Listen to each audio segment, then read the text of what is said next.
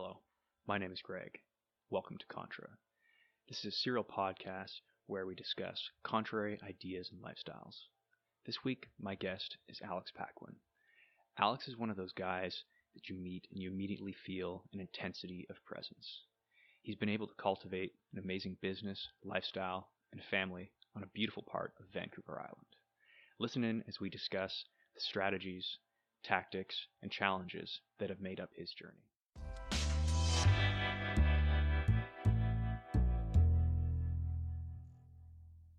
So yeah, welcome to my podcast. We're calling it Contra, and I'm pretty stoked to have you as the first guest because though I've wanted to do a podcast for a long time, and I haven't really had a good topic to do it on. I'm interested in a lot of things, but I wouldn't say there hasn't been one thing that's been, hey, this is what I'm going to do a podcast about. I thought about things like kite surfing, but it's too niche of a market and not something I'm passionate enough that I want to, release an hour or two of content on a weekly basis. But yeah, when we were here at your place, we had that like super awesome night down at the beach around the campfire. Broke open those fresh oysters from your property there. Did them up in the oven and yeah, just chatting around the fire about changing lifestyles and all that kind of stuff in my life. And you had told me about just that brief description of the way you set up your life. I don't know what point that was, but what you said is you didn't choose a career and see where that would bring you. You said, I put myself here and this is where I want to be. And then I created a life around that. I created a business that would support that lifestyle. And I thought that was so interesting. And it's one of those things that now that I've heard it, it sounds like I already knew it. Right. It's so obvious, but I haven't heard that before. Yeah, it's a pretty straightforward concept, like is figuring out your life plan before your business plan, or creating your business plan from your life plan. Yeah, totally. But it's not how most people approach it. And I think that's, I don't know if that's a right or wrong way, but I don't think there is a right or wrong way. It's just totally whatever feels right? Yeah. But I do think what would be potentially the wrong way is somebody chooses a career that they're not particularly passionate about. Mm-hmm. It's just kind of easy. And then that career takes them to, say, Northern Alberta or wherever it is. And they kind of they follow that stream without ever coming to a focal point in their life where they're like, I have to make a decision. I have to make a change, once they've got that financial stability or whatever it is. So the fact that you did that, I think and just the way that you look at life, I thought that was interesting. Cool. Thank you. I appreciate the your look into it. It's just like, to me, it's been fairly simple. It's just because I'm consider myself just a very passionate guy. Yeah. So my passions in my sports have always dictated my life. So it's more out of what I call FOMO, is the fear of missing out. Yeah. So like, to me, I do weather related sports where the sports are and the lifestyle is related to when the conditions are actually optimum. Yeah. So to me, to work on a regular basis, on a regular schedule, and to simply watch that day go by is so ridiculously painful. It's like, I can't do it. I've realized pretty early on that I just couldn't do that. Like I couldn't watch, like I'm a skier and I could not watch, like I could not sit down on a powder day being stuck at work. Yeah. It would drive me miserable. Like absolutely miserable. Even if it's like, okay, I have 5 chances out of 7, like, right. So I work it optimally. So I only have to take 2 day shifts and like, mm-hmm. I can work 3 evenings. And, I even had a job like that for a few years. And it's like, even that doesn't work. Because if that day comes along on that moment where you're on a day shift, I want to shoot myself. Like literally, like it's extreme case of FOMO that I've got that's driven the whole path of like, I need to create a business to be able to do it 100% of the time. Not 100% of the time, but 100% of the time when it's good.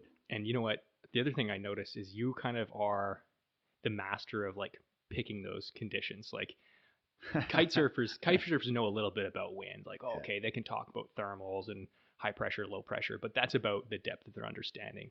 Whereas you've got this, like when I ask you, like, oh, when does Nimkish get the good blows?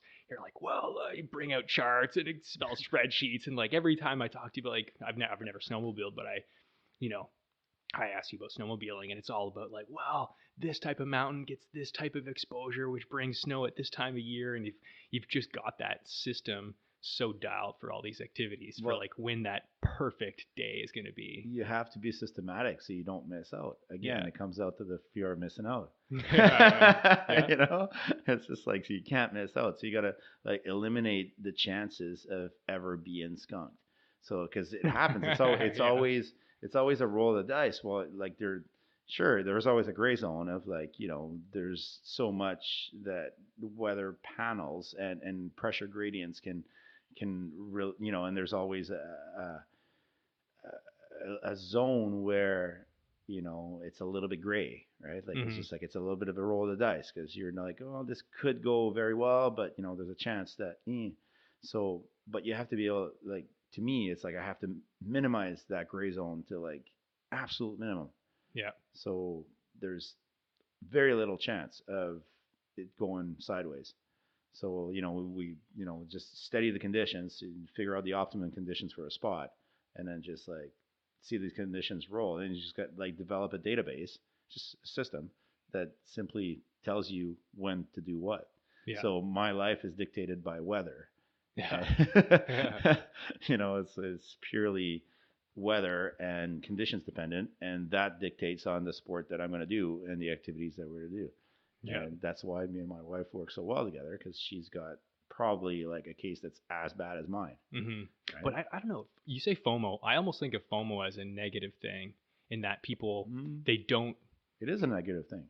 Well, I mean that it's not a positive. I don't think of you as a guy that has FOMO because you do so much stuff. I think of FOMO as like one of those people that they don't do anything. They never make plans because they're always afraid of something better happening. You've always got. It seems like you've got a plan to do stuff. So yeah, because I follow the weather. Yeah, yeah. And I'm committed, right? Like I'm simply committed to having fun. Yeah, the FOMO doesn't stop you from committing. And you know what? I think we should also mention too, because when you talk about these sports, even though I don't snowmobile, but we share like kite surfing, for example, I totally get it. I totally get that obsession and that zen you can get when everything lines up and you've got the perfect waves, the perfect wind. Absolutely. Perfect beach. Yeah, that session that we shared a few weeks back. Just, yeah. On Long Beach. It was pretty spectacular. 60 kilometers of 10-foot waves in 2 days. Yeah, it's pretty much like as good as that sport gets, right? So like now it's a buildup, right? So now in our heads, it's like that's the standard. That's what we strive for. Almost. So, but like I came back from that day and I analyzed the panels. I looked back at the panel and like what was so good about that day and how did it actually, line up, right? So you look at the wave models, look at the pressure gradient models, and just simply a visual check to make sure, just to see how that day looked like on a model. Yeah, and that's not the stereotype though, and I don't think that's how most people are. Most people are just stoked to get that day, and they get one every couple of years, whereas you're somebody that makes it a repeatable process. Yeah, for sure, it has to be. Yeah. It has to be because that's the top, right? So I want to relive that top feeling as much as I can. Like I don't do drugs. Yeah. Although I can relate because it would be a similar high. Like I would think that because the endorphins that I feel when there's an epic day, like at the end of the day I feel extremely relaxed, happy, and on a cloud. So it's something that I've had to kind of watch over the years. Like I used to, like, those days used to bring me big downs on the following day. Okay. The really? emotional roller coasters for sure. I call it a fun hangover. So interesting. You have something like you have too much fun. It is actually possible. So see, I don't think I get that. I feel elated the next day. Yeah. So no, I get the emotional swings. I get like but the way I figured it is to minimize that is that it's a little bit odd to explain, but if I kind of not minimize the high point of my feelings, Yeah. but just kind of um, I call it over stoke. So you're Yeah. stoked and you get over stoked where it's just like everything releases and I'm screaming of joy and everything. If I've got these releases, then the next day I'll definitely feel down. So I try not to get over stoked. Okay. It's just a balance thing. Hmm. So it's just simply knowing myself and how my body chemically reacts. Oh, interesting. So, Right. so me, I think like I'm just like as a baseline a more reserved person. So Right. I don't like something like you do. Like, well, I should explain to people I just listened to you play this like awesome looping mix where you're playing drums and then you loop that with didgeridoo and then you loop that with electric bass and then you loop it with guitar and then singing and then rap and it's just this like I would find it very difficult to ever get the confidence to do that. I don't think I have that. I think you do it. Like it's just a matter. It's repetitive. It's all it is. It's like Mhm. you know you're good at multitasking because you know you've got the kite surfing experience, right? So you can drive a kite at the same time as you can float down a wave and deal with you know riding your board on a wave and flying a kite at the same time. Yeah. So in that way you're multitasking. What I just did musically is exactly the same thing, but Mhm. you know this is just like you know this is 30 years of playing instruments. Yeah. So I you know when I saw live looping for the first time, it's like, oh, cool. Mhm. I could totally do that. Like I could see it, I can hear it, I Yeah. can, you know. But I played in bands for so many years, and live looping came to me just because you know I wrote an album, and I recorded my album. I recorded every track, like every instrument, Yeah. and then I kind of wanted to present it, but I had nobody that would want to take you know 3 or 4 months off and do a little tour Mhm. and not be paid because obviously I have no money to, you know, as a musician. I Yeah. mean, you know, the budget was nil. You know, I was just paid like I don't know $500 to get my CDs, like a few CDs printed. You Yeah. know, Yeah. that was pretty much it. And I, you know, I'd played for I just you know ended up actually mostly that summer I just followed the wind, went kite surfing, and everywhere I went, I tried to play live at a couple of venues and just you know to the local pubs and just Yeah. introduce myself. And When was that? it was 2011. Oh, that was pretty recently. Yeah, yeah, Oh wow. yeah. So I took the Hmm. whole summer off and just wanted to tour my album, Yeah. and that's why I set up the live looping setup because it was just like, well, I did that the year before, just thinking about that. But yeah, Yeah. um, the, that's where the idea came. It's just like I need to be able to play them by myself, and there are restrictions Yeah. um, you know, in the gear and how it's set up. And, you know, like you can't do like a regular band and jump from like, you know, one verse to one chorus and do this. You got to get creative in the way that you do your transitions. Mhm. But you can adapt your songs with it. Yeah, and I imagine like in the moment you get a lot of those revelations. I know when I first saw, I was obsessed with kiteboarding before I even did it. I just Yeah. saw it, Yeah. and I'm really, really glad that I've never, well, beyond glad, I've never grown out of it. And like Yeah. what you're saying about that multitasking, flying the kite and riding a wave on a surfboard, when I do it now, it's just I don't even think about it. Exactly. It brings me Yeah. to this flow state. Yeah. And somebody had said this to me once that there was somebody that weren't into any extreme sports or moving quickly, and they were talking to me about meditation. And I've tried to meditate a few times, and I find, well, a few times, a lot of times, I find it very difficult. But I wonder if people get that flow state through meditation, and that would be to me, it would Perhaps. be the Yeah. ultimate kind of. I mean, I love all the stuff we do, but it would be the ultimate kind of defeat if I found out like, oh wow, those people just sit there with a $10 cushion, and they get this thing that we do all this work to set up in our lives and rearrange our lives to get this. I don't think they. I Yeah. don't know. I wonder if they I do. don't know. I'm not. I'm definitely not envious. I can't meditate personally. Yeah. My meditation is getting to that flow state in different sports and playing my music. Hmm. You know, so and I can't get that flow state when I'm actually live looping because it requires too much like methodical concentration. Yeah.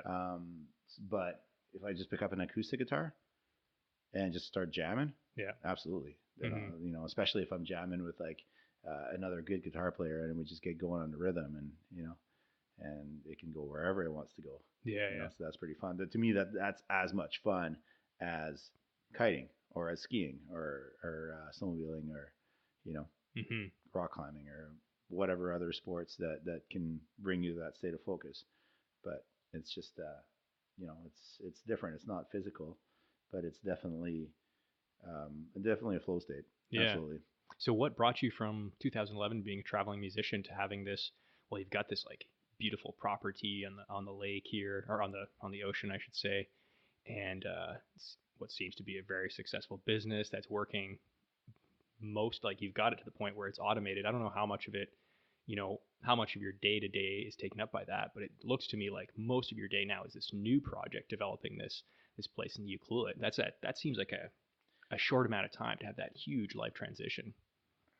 I guess so. I guess so.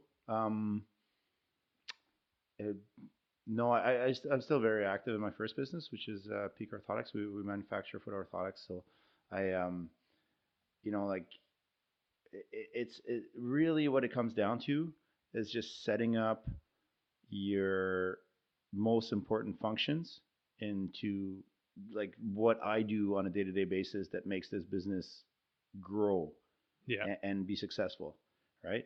And I just focus on these tasks. Hmm. I don't step away. I don't like to like. I've my I've got quite a few limitations, right? Like Hmm. I'm visually impaired. Yeah. I can't read really. I can't do it. Like I can read like a web page or something that I can blow up or something, Yeah. but I cannot read a book.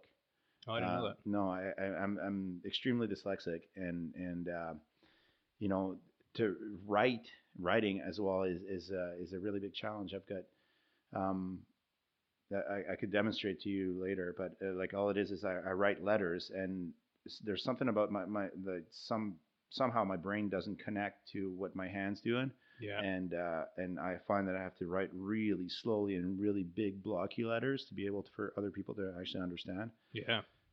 So it ends up being really like scribbly and it's hard to it takes me a long time to write Must have and been fucking tough in school.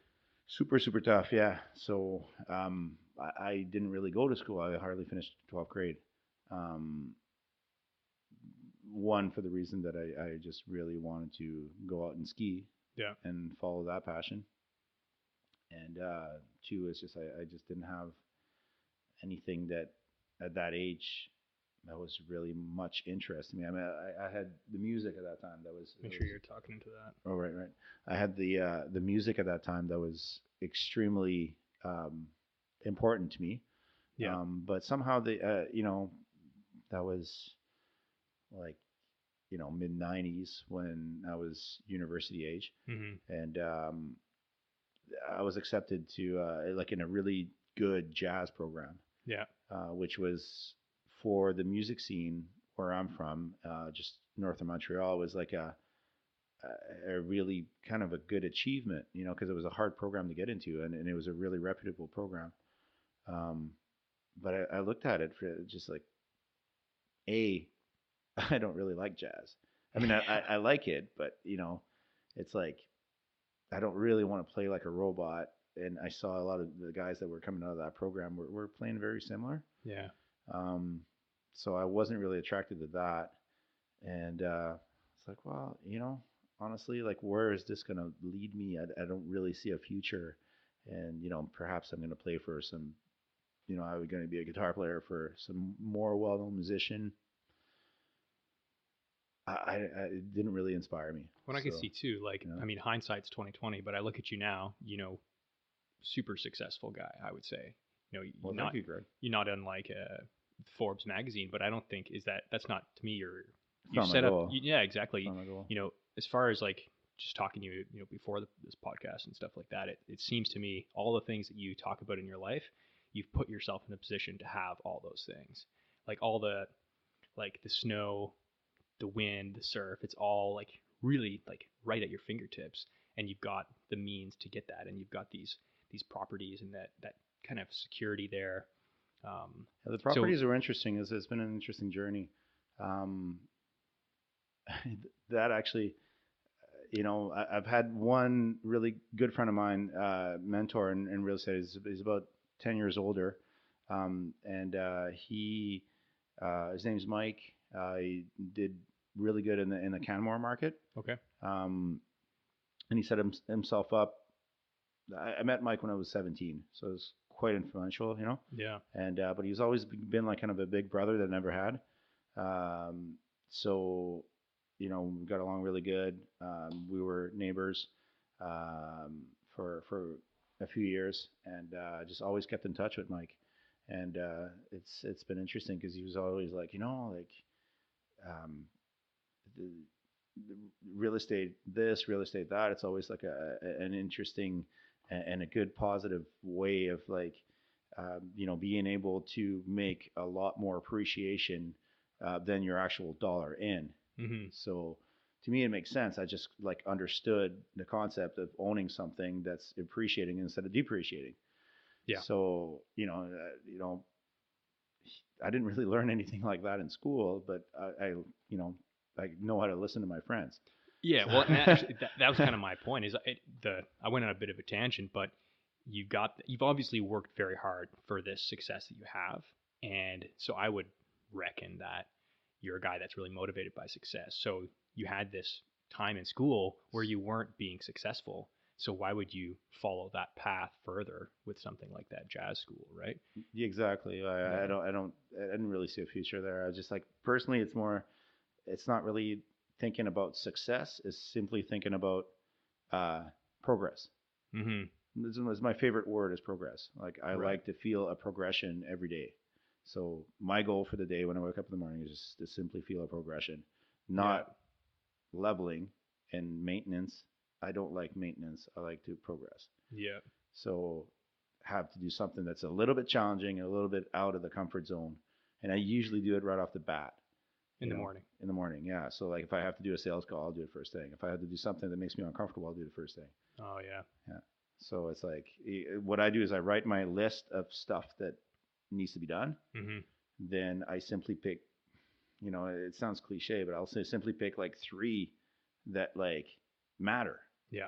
You know, because it's easy to get cluttered. I find like there's so much stuff, right? Oh, Like so totally. much stuff. So it's always a constant struggle to like be able to just prioritize. Like Mm-hmm. what is like if I don't get anything done, what's going to make a difference into Yeah. progression? And so often, if you're not diligent like that, you do the least important thing because it's the easiest first. Mm-hmm. Like Mm-hmm. back when I was in the military, I had some, higher profile jobs that were very busy, and it's very easy to sit at your desk and just keep checking your emails and Mm-hmm. responding Oh to yeah, the tedium of the day to day exactly. without But really then pushing that next level, and that's what has to happen.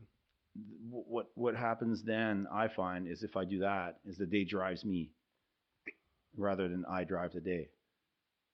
Yeah. So I heard about this thing, like it's called the decision bank, I think. right. And it's that the concept that you have a certain number of decisions that you can make effectively in the day, and that runs out. Mm-hmm. So if you burn it out in the morning, deciding what you're going to wear, how you're going to do your hair, Totally. fighting whether Yeah. like, are you going to sleep in or press the snooze button for another 5 minutes? Because that's a really taxing decision if you let yourself, oh, am I going to sleep in? Then by the time it's noon, you're so burnt out That's right. that you can't really make that sales call because it's just exhausting to even think about it. Yeah, yeah, for That's a sure. cool For sure. idea. Yeah, just try to like automate, like you know, make these things automatic Yeah. as many as possible. Yeah, I've heard of that concept too. I mean, I guess I naturally do it. Like I took a you know what was interesting is um, I with my orthotics business about 2 years ago ended up like actually suffering quite a bit of stress. Yeah. I got myself completely worked up and felt like I was completely losing it. I was starting this new contract. It was the first time like managing quite a few staff Yeah. and remotely and having to travel, you know, to Calgary from Vancouver Island to Calgary, you know, like blah, blah, blah, back and forth. Like it's not a hard trip, but if you do it like multiple times a week, Yeah. it became tiring to And you had young kids too at the yeah, time, yeah, right? for sure. Yeah. So that was right when Nicholas was born. And so having a baby is definitely like a challenge for sure, like a newborn. Yeah. You know, now it's wonderful. Mm-hmm. You know, like the 3 and 5 years old is great because we can communicate and we Yeah. have some fun. We play together.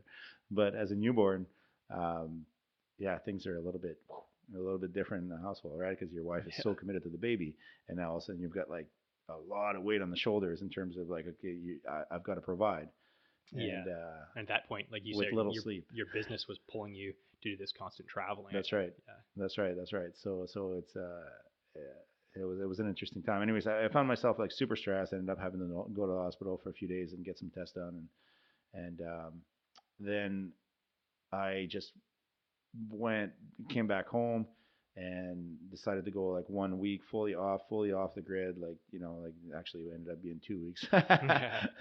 I went 2 weeks off the grid completely, and screw the consequences. Like really, I needed it, Hmm. and I went to Nimkish, which is our kiteboarding spot, as you know, Yeah. and it's just a great place to be disconnected because Yeah.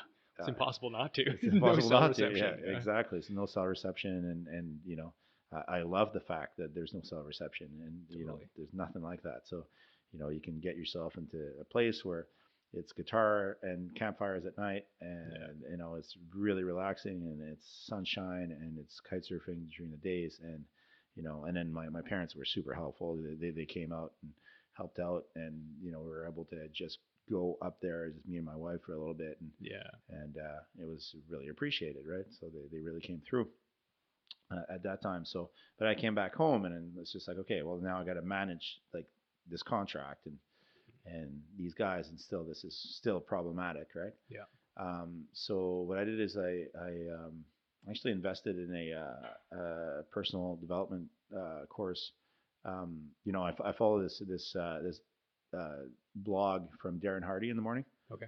It's just Darren Daly. So basically, like he talks for a couple of minutes about different aspects of success. He used Hmm. to be the editor for Success Magazine, and he's got lots of good insights that I truly um, I relate to him. Somehow I got into some of his work, and it rang the right bell, and I just started following a little bit more what he did, and it's just a free video and daily video kind of thing, Yeah. and he does a really good job with it. Just lots of good insights.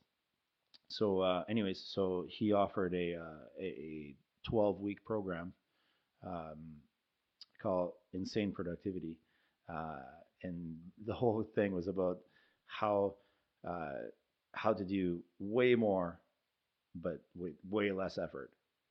Right. Yeah. Way Kind of more with way less Pareto effort. principle. Yeah, exactly. So this is exactly where that came from. Yeah. And so he was explaining that through the course, and it was interesting. Like this is the first thing that he stops. Like he's like the constant daily emails and the the chasing your tail Hmm. kind of thing. It's just like stop that. Like the basically like it's the whole concept of like writing your priorities, and the it's just it's not something that I invented. It's just literally it's like his method, Yeah. and I practice it, and it's really helpful. Yeah. It's really helpful. I was able to do the whole Wild Pacific Camp project using these principles and Hmm. managing both projects. I'm not going to tell you that it's easy, and then like I didn't get overwhelmed quite a few times, Yeah. because For it's sure. like managing the two businesses plus trying to play as much as possible and raise a family, Yeah. and so it's been a very busy, especially over the last 6 months. So we've had some challenges with the growth and the development. Um, it's been a rocky road Yeah. for sure. So quite a few days I just like shake my head and like, oh my god, like Yeah. what have I done? Like why am I doing this to myself? Yeah. But the bottom line is every time I think about that, I think about could I live with myself if I didn't do this, if I didn't jump on that Yeah. opportunity? And the answer is no. The answer is like, I would have been the whole time like, oh, I should have. Hmm. I should have. I knew this was going to be good, and I should have, but I didn't. I just couldn't live with myself. Yeah. Yeah. You know. Well, I mean, that comes back to the FOMO. I think of it more as like an, live life with no regrets, not FOMO, but Right. I guess so. I guess so. I just, yeah. because I don't feel like it's coming from a place of fear as much of a place of stoke. I guess so. Yeah, yeah. There is somewhat of a negative feeling that if I allow myself to be beaten by commitments or whatever, like like whatever can get in the way of having the most fun, Yeah. right? So if I allow myself to put myself in that situation, it's more of a mad at myself thing. Mm-hmm. So I'm mad at myself that I wasn't smart enough to actually beat that. Yeah. Yeah. So it's just like, no, like I need to be smarter. Like, no, you can't. Like, I hate scheduled events because shit happens. Yeah. Like I'm not good at scheduling something and following through with it. I've never had, like, obviously I'll do it for my business, but Mm-hmm. like I do it at very specific times, and you know free the time that I need to free to be able to play, Mm-hmm. for sure, for sure. It's Yeah. cause, Like I can see what you mean, avoiding that negativity. There's a psychologist that I follow. He's a professor at U of T. His name's Jordan Peterson. He just actually got really famous with his new book and some YouTube videos and stuff that have got kind of controversial. right. But anyway, one of his things that he talks about is paying attention to how you speak to yourself, and it gave me a big reality check. Mm-hmm. He's like, think about yourself as a friend and pay attention to how that friend's talking to yourself, and how would you tolerate that if somebody else was, if your friend was in your house talking to you like, I'll be making eggs or something and crack one and be like, oh, you fucking idiot, you moron. It's like, if my friend was there beside me and said that to me when I broke an egg, I'd be like, get the fuck out of my house, dude. Like, don't ever talk to me like that when I Yeah. break an egg. But Yeah. I allow myself to, Yeah. Yeah. I think we're all a little bit harder on ourselves, right? Yeah. Like yeah, I catch myself like, a lot of, dumbass. What did I do? Like, why? yeah, It's like, but it's not of a place of like not liking myself. I mean, I think I have a good self-respect. yeah. Hmm. If I but yeah, I think that is a reality. A lot of people are really harsh on themselves. Yeah, well, I think that's a You good word, and I think that's something this guy would appreciate too. Respect, hmm because a lot of people like that new age movement is about self love and like unconditional love for yourself. But I think respect is a better word. Yeah, Respect your weaknesses and respect your strengths. yeah. And then try to grow. Respect your gut. Like Yeah. you respect your gut feeling, right? If you have a Hmm. gut feeling about something, right? Whenever you like, whenever I get into a situation where, like, I knew it, I knew it, but it's Yeah. just like it's just because I didn't respect my gut. Yeah. Straight out of the get go, you can usually get a pretty good feeling, and like it's hard to explain where those feelings come from, Yeah. but it's like you can get a pretty good feeling on how, um, not to be judgmental about certain people or certain things, Hmm. but you get a pretty good feeling if that something is for you or not, Yeah. I right? totally agree with that. There's So a Yeah. so it's just like if something feels uneasy, Hmm. like, not that it's gonna good stuff's not gonna, like, it should be challenging, but you look at it as a positive thing that you want to do, right? Like, but if you get into something and it feels uneasy, then it's just really we should get it back to the, like, animal instinct of, like, how does it feel in the gut, Yeah. right? Well, and you had that experience with your property there, where you had that contractor that was going to build you 5 yurts, and you Totally. had that discomfort Yeah. with that Yeah. Yeah. contractor. So you reduced it. Okay, I'm not going to give this huge chunk of money to this guy. I'm just going to give this big chunk of money to build this one custom cedar yurt in my property, then expand later. Yeah. And then well, you can tell the story better than I can. Yeah. Yeah. That was a harsh story. So, um, yeah, it's I'm not too sure where to start it. It's just like it seemed like on paper like it would make sense, right? Like, rather than hiring a contractor that was from out of country or hard to reach or something, like Hmm. out of province, um, we literally, this guy's on the road to the project, like Yeah. his workshops on the road to the project, so right away, and it really fell into the every single notch that we wanted to do. Like I was looking at, like I built a canvas yurt on my home property here, Yeah. and I that's kind of what got me mentally aware of, I mean, like your brain's in tune to certain things, right? When like you build something and then all of a sudden I can see Yeah, you have a these little passion for the yeah, efficiencies of the structure and all that. exactly, exactly. So I know how cool it feels, right? Like it feels really cool inside. So I'm like, oh, okay, this would be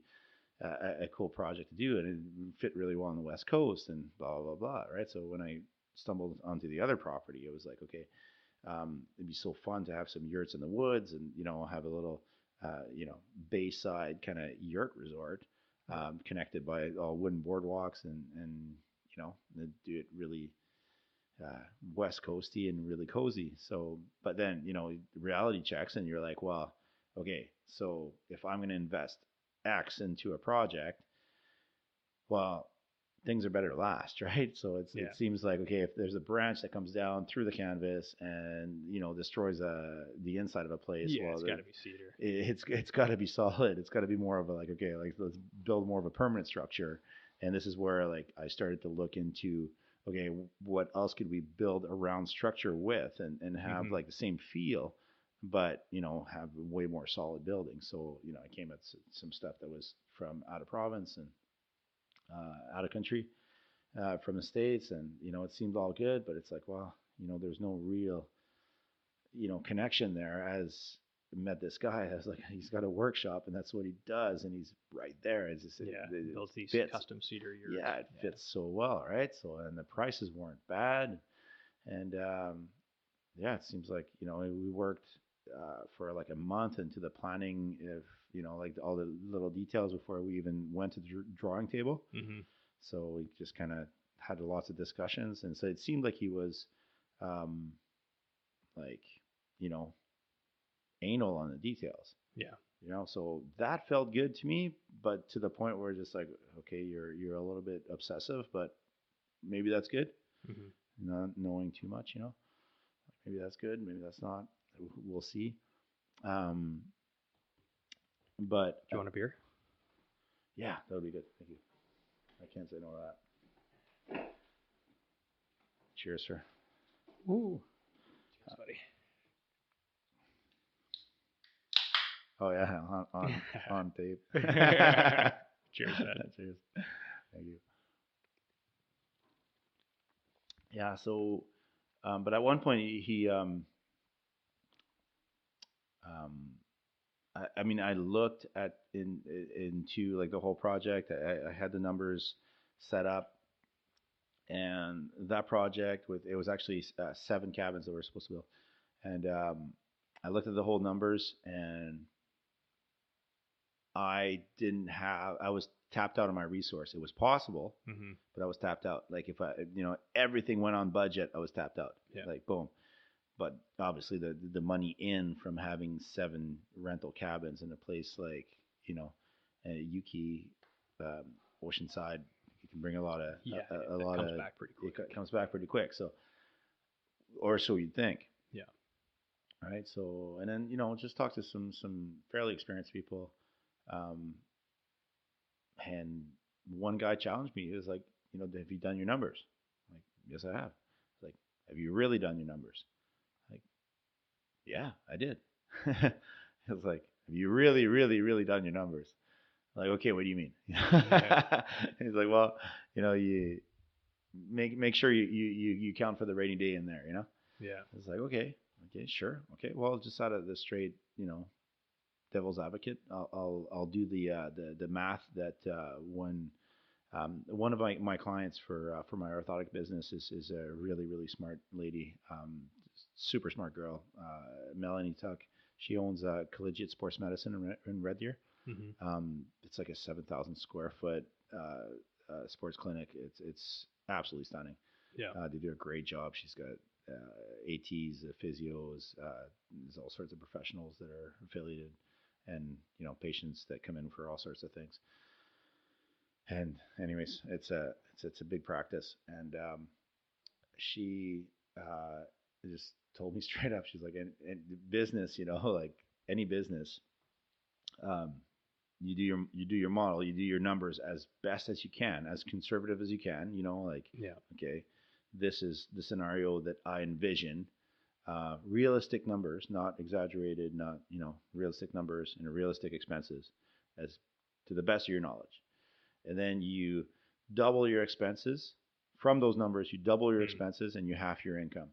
Yeah, and there's a similar thing we did in the military. So when you're coming up for a plan, whether it's a battle plan or a logistics support plan, you you have to do you do your courses of action, which usually give your commander three options for courses of action, and then you have to tell them what is your enemy's most dangerous your enemy's most likely action. Like, what do you think the enemy's going to do? Yeah. And then what do you think the enemy's most dangerous option is? So that's most dangerous to your plan. And similar, when you're developing a support plan, which is mostly what I did, is like, what do you think the how do you think the battle is going to unfold most likely? And how does your support plan play into that? And usually that's how your support plan is based. Like, okay, the battle is going to unfold like this, so I'll have resources here. And then what's the most dangerous? What's the worst possible way that the battle could go? In which case your support plan is stretched to the limit, or maybe even broken. Right. So that's kind of what you have to plan, and then you present the commander that, and then if you didn't do your planning right, you'll say, well, what happens if the infantry decides to do a flanking? And you're like, oh shit, I didn't think about a flanking. Yeah. Now we can't support this. And he's Yeah. going to say, well, great plan, go back, because you might have predicted the most likely, which is great, but if you don't have the most dangerous as well, which is the same thing we're talking about here. Yeah. Exactly. It's nothing. Exactly. So you just, looking back at that advice, it's just like, okay, the numbers, it's like, it's simple. It's black and white.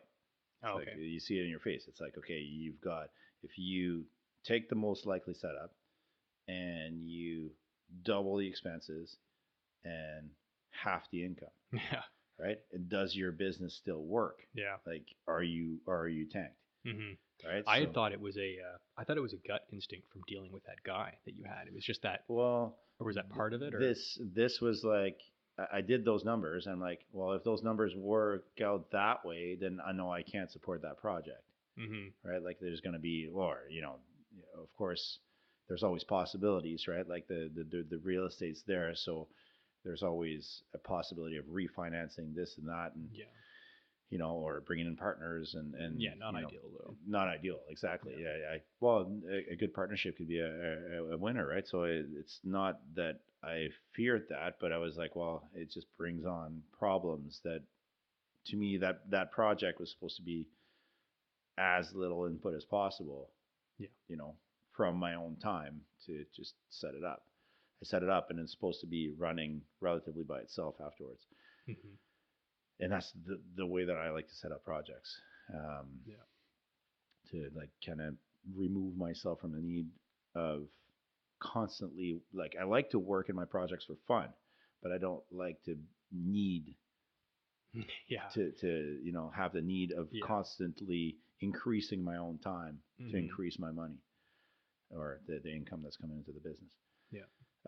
So yeah, just I way think more like passive income versus active. Mm-hmm. So so for this one, so yeah, so that one was the scenario, and then at that point he started to really like almost harass me for more and more and more and more and more and more, and like then I felt the fear. Yeah. I looked at it, and I looked at the project. I'm like, I think I'm just going to take this one step by step. Yeah. So I didn't remove his contract, but I just said, listen, we'll just go one by one. Yeah. One by one. Let's build a cool one. Mm-hmm. So, but what he ended up doing, like, his setup was a little bit, I had paid a deposit on quite a few. Mm-hmm. So my deposit was more like, a big chunk of just one, right? Yeah. But it was just a deposit for the 7 cabins, but it was just, but he hadn't started anything. Like, all we were doing is just like simply at the planning stages where like the plans weren't even drawn. Mm-hmm. So at this point you had money, for very little. For very little. So I didn't feel too bad about it. I'm like, just like, let's just do it like that. Start the project, we build one. If it goes well, we add another one right away, and then then probably the next 5 right away. Yeah. right? Like, so just let's just ease into it so we can at least break ground and make sure that like the project doesn't get shut down for some unforeseen reason, like like we had there's some concerns for archaeological findings on the lot because it's Yeah. close to an old native burial site, First Nations burial site. So things like that didn't happen, um, but could have been a concern. So um, I felt like it was a conservative thing and the right thing to do. So, but what ended up happening is like, you know, basically I go fast forward, 9 months, and he was just like the building team was just taking way longer, and it started to be really fishy. Yeah. And they, was asking for more and more money, but somehow like my contract was paid. Like I followed his terms, and the contract was paid. Yeah. And he's just like fishing for more money, and just being really awkward. And Yeah. Without going like too much more in depth, he basically walked away from it at some point and yes, left you with the bag in your hands. Well, he just dropped off the dropped off the trailer with there was about 30 grand worth of materials missing. Yeah. And into the package. Yeah. And with a lot of things that he didn't have solutions for. Like there's a lot of big pieces missing, like how the roof attaches to the cabin. Like that's a pretty big one. Because you've got this silo, like grain silo steel roof that drops onto this, to this cedar log cabin. Yeah. And then how the roof is actually capped, and how the outside deck attaches to the actual structure and everything like that. And there was no plan for that, or no real there was definitely no parts for it in the package. Yeah, you had to make it up. Well, good thing you had Will. Will and Dave. Will and Dave, super good friends. So when all the stuff went down, because basically this guy was like, okay, well, I'm declaring bankruptcy tomorrow morning, and here you go. I'm done. I'm out. Yeah. So I mean, So it was harsh, it's right? Fortunate that like you're a handy enough guy that you were able, and and you've got these friends that are carpenters and are willing to do the business with you. Yeah. That you're able to put it together, and now you've got a yurt, and you've got an awesome property with 5, electrical, sewer. Yeah. So we set up the whole campground. And so we got it's 6 RV sites is what it is. 6 service RV. Okay. Yeah. So and then plus a cabin, and I don't even call it a yurt anymore because it's like it's a round log cabin. But to me it's like I look at the actual project, and it was so like we built something from not from scratch because we had a log package, but it was so interesting to be able to like, okay, fit square windows and rectangular windows into like a round building, and how to make that weather tight, and how to do all the flashings, and how to attach the roof and build that roof package, and how to insulate it so it meet code, and we didn't have an instruction manual, that's for sure. Yeah. So there was a lot of stuff that was custom pieces, that's calling the metal shop and scratching our heads and drawing and trying to create these custom pieces that would put it together. So Will and Dave are both kiters as well. And that's right. How did through that process, like how do you manage? I mean, I really see kind of three things there. There's like your work and your production, and then for you, you're running a second business at the time. But then of course there's your play, and all those guys they're on the West Coast, they're going to want to kite, and then there's that kind of recharge period, as well as just kind of that general fuck around where everybody gets into that hole. I know I do. Like okay, I need even if I come back from an awesome 4-hour kite, you'd think you'd be super recharged, but sometimes like all I want to do is watch Netflix for 20 minutes, and 20 minutes can turn into 2 hours, can turn into whatever. So it's that proportioning that work. How did you kind of establish that balance in your own life, and then with those guys, for how much production you did, how much leisure time you had, and then how much, you know, fun you had. I just simply say let's work hard and play hard. Yeah. You know, just like we work hard and we deserve play. You know, Yeah. so if the conditions show up, we're playing. Yeah. Right? Okay. Just condition dependent then. Condition dependent, absolutely. Yeah. And I work really good with Dave for that because like Dave has followed 100% his flow line from the get go. Yeah. Yeah. Like he's been on a like I've had a good laugh with him last week about that. He's just like, I've moved to Vancouver Island. I think it was like 2003 that he moved He's here. a Quebecer as well. Yes. More northern Quebec though, him. Yeah. Northwest kind of Abitibi region. And but he moved to Vancouver Island in 2003, and he's just like, I've been on a nonstop bender of this nonstop chasing weather around and wind and waves around this island for years. And yeah, he's just got this 20 knot rule. With all the work that he's done, it's always been like, he wasn't self-employed, but with his employer was kind enough to understand that he's a uber skilled guy, but if the conditions show up, he's out. Yeah. It's just that simple. Yeah, Will's got the same thing now too with his boss. Exactly. He's like, if it's going, I'm out. I'm out. Life's too short. Yeah. And Will and maybe Dave. Will is another guy that I want to have that podcast because very different life path from you, but he still manages. Like Will's the kind of guy that I would say if you're the guy that knows like all these like the setup for the conditions, Will's the guy that knows like every little spot you can go. You mentioned some remote town in northern BC. Like, oh well, if you just hike, drive an hour north of town and hike 20 minutes, there's this waterfall that drops into this like lagoon. And you're like, how do you know this stuff? He's just got like every possible adventure.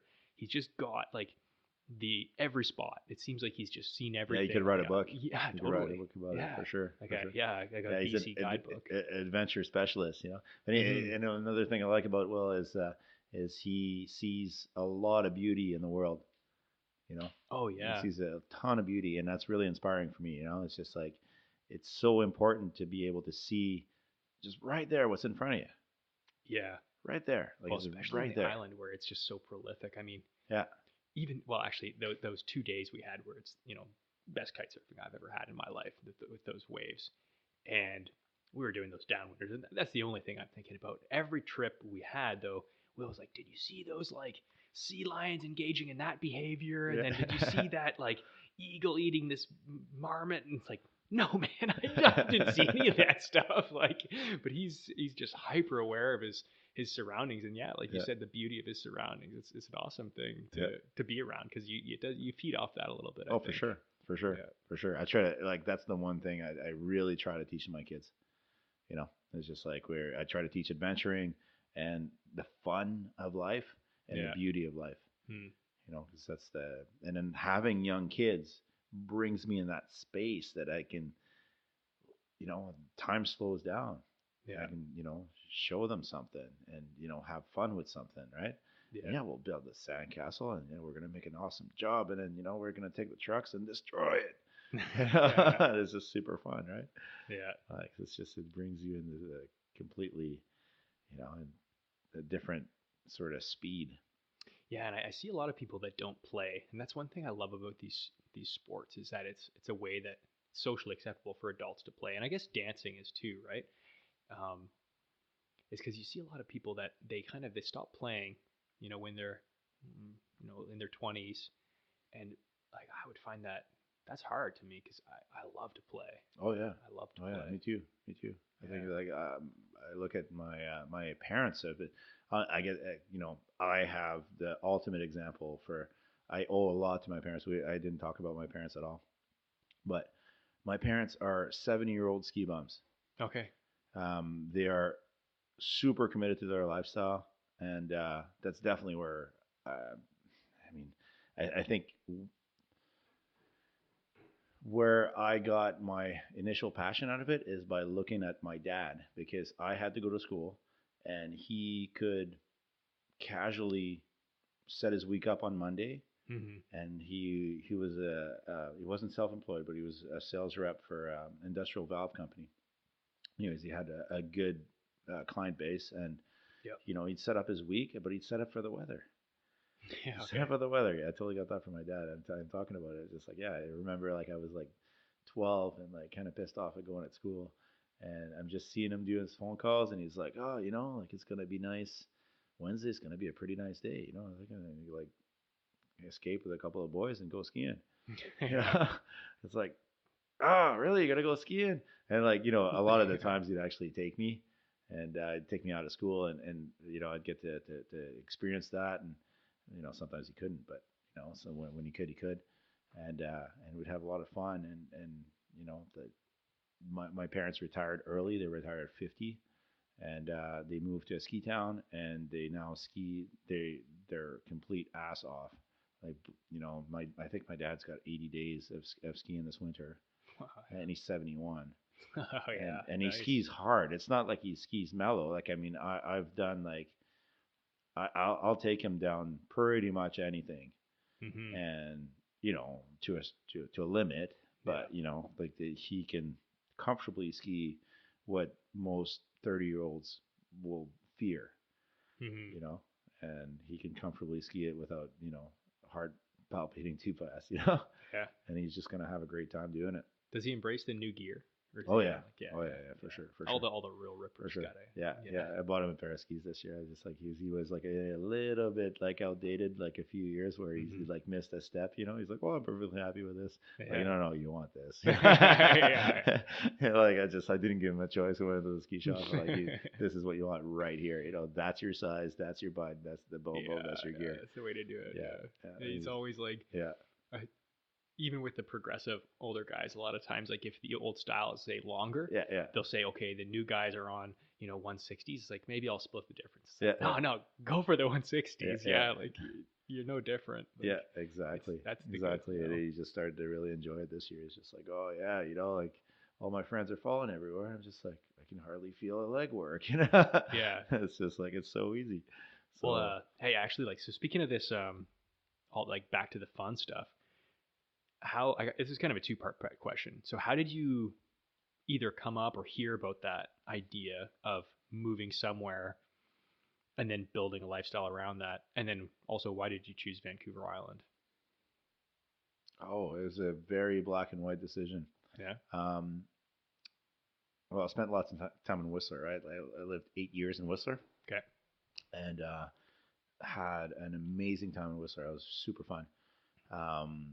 My first business experience, me and some good friends, we started a ski film company, and had quite a few years of pretty amazing, you know, traveling for skiing, and supported by questionable sponsorship sometimes. But What does that mean?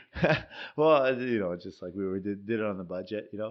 So, but we had enough budget from the companies to actually like enjoy a good heli time, and ski the optimal. Like, that was really really spectacular. There's like lots of really good days. So I'll show you the. If anybody's interested, Yeah. it Well, it I used to can be put a called- link to it in the podcast site, right? I'm not even sure we still have a website up. It used to be called Oh yeah. Pimp and Frogs Productions. Pimpin' Frogs. Yeah, Frogs with a Z. Pimp and Frogs Productions, and it was myself, Pierre-Yves Leblanc, and Thomas Chamberlain, and Pierre-Yves is still very active in the ski world, Okay. and Who'd you ski for? Rossignol. Okay. Yeah. Yeah. You're still on Rossi here? No. Oh, no. Oddly enough, I was on Rossi for years and years and years, and I've never been a Solomon guy. And then somehow I looked at the ski in the ski shop. Like now, I just obviously I purchased my gear, and I just looked at this ski and like this looks like a lot of fun. I'm gonna try it. And sure enough, I jumped ship, and I ski Solomon skis now. I got this, but it's all good. Yeah. It's just a matter of whatever products out there that I Yeah. feel like riding now. Mhm. But yeah, I was on Rossignol skis for years. Oh yeah. So anyway, you were in Whistler. Yeah, so I was in Whistler, and personal injuries is why I got out of Whistler. Okay. And the fear of one day, because I'm a really competitive guy, and the crew in Whistler is how can I say that? It's a very very intense energy of really high profile athletes, that people that just really push that whole concept of Yeah. like you live for your sport, right? It's your lifestyle, but you really fucking go for it, Yeah. you know. So it's like the top level of that lifestyle, and you put a bunch of people that are like minded, and then you've got ultimate progression that happens, Hmm. and that also comes with a lot of accidents that can happen Yeah. I bet. as you're pushing yourself. So for myself, it was you know, I struggled with knee injuries. Um, I, you know, through those years, I had, like, you know, I suffered a back, you know, a back injury, multiple knee injuries, and an arm at one point, and finally, what finished it in 2004 was my Achilles tendon. I snapped my Achilles tendon in the backcountry outside of Pemberton, and you know, it was a bit of a shock. Like, you know, like recovering from that, I was just like, okay, like, where do I go from here? Hmm. Like, my body cannot really handle what I'm throwing at it, and you know, my eyesight may be a limitation that is actually a handicap and puts me in a greater danger than other friends that Yeah. I'm pushing the sport with. You know, just low light stuff, and you know, not being able to see 100% depth perception, and you know, uh, it's at that speed, the margin is little. Yeah. So I had to look at my weaknesses and see, like, okay, you know, is this something that I can keep pursuing? Yeah. Is there a future? Is there a And like what you future? said, it's progression, right? Like you Yeah, wouldn't be happy staying where you were. You wanted to get better. exactly. I wanted to get better, and I mean, you know, I got to a level that I felt like perhaps that's the top for my body. Yeah. You know, that that's the top that I can do for this sport. Mm. Like, you know, every time I try to push past that, I get hurt. Yeah. Well, And it's a then mature thing to think. yeah, I yeah. don't Well, think a lot the of guys self would come to that. preservation, you know, Hmm. kicks in, right? Because you're like, well, you know, like every time that I get hurt, it's like it's a 6 month to a year recovery. Yeah. You know, and it's you're always fighting an injury in a recovery. It's just a vicious cycle. So no matter how much like you work out at it, I mean, I had a pretty aggressive workout program, and you know, got myself in extremely physical shape, like good physical shape. Like, look at you know, I look at my body and be like, I'm in really good physical shape, but I hurt like hell. Like, I still do, right? Like, still really hurt. Like every day, I can feel those days, right? Mm. So so that worked into, okay, like, I felt like I had a feeling of, if I, like, again, I come back to the gut, like I had a gut feeling like, if I keep doing this, I'm going to kill myself, Yeah. right? I've had quite a few friends pass over the years Hmm. doing that, and following their love for the sport. You know, I've had a couple of close calls, and it was like, well, do I really feel, yeah, I was uneasy about it. So, and I kind of want to, again, it accumulated to, you know, my friend Mike, and talking about the real estate. I felt like I missed the boat in Whistler, and I couldn't invest, and everything was past, you know, the prime, Hmm. the price range was too far out of reach for Yeah. me to start. So I moved to Fernie, and I thought Fernie was going to be a good place for me to actually invest in a place, because it seems like it was up and coming. It was close enough to a city, and it seemed like a good place to open a business. And Okay. I was doing some ski boot fitting in Whistler, and I saw a really niche but really big market for it. Ski boots are uncomfortable, Yeah. and I know how to make a really good performing but comfortable ski boot. Um, so, you know, I've got I have the skills to do that, to mold plastic, and to you know, create footbeds for the ski boot, you know, that would stabilize the foot, Right. and then how to accommodate for the foot deformities, or foot, you know, weird growth that people have, right? Yeah. So, and then just how to make it like, so, you know, it's properly matched for the performance level of the certain skier. Like, I've got a pretty good methodology for matching um, the right ski boot to the right type of foot and the right type of skier. Right. So I wanted to open a custom ski boot fitting service. So I found a ski shop through a trip that I did.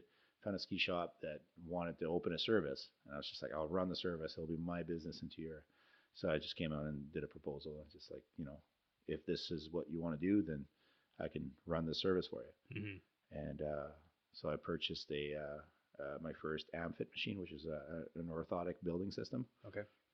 Which works good for ski boots. So, and I just did the move. I was like, I'm going to run this a ski boot fitting service in the ski shop called the Guide Sat and Fernie, and that actually took off really good. That was a super successful service. It ran good. It was good numbers for the shop, and I think that's a really interesting thing to me. And I definitely want to go back to this story, but I think there's a lot of people out there that have that idea. They have that skill, that one thing that separates them from everybody else, but they just don't take that step. They're not willing to quit their job and say, and approach that ski shop, be like, I can do this, because it is a risk.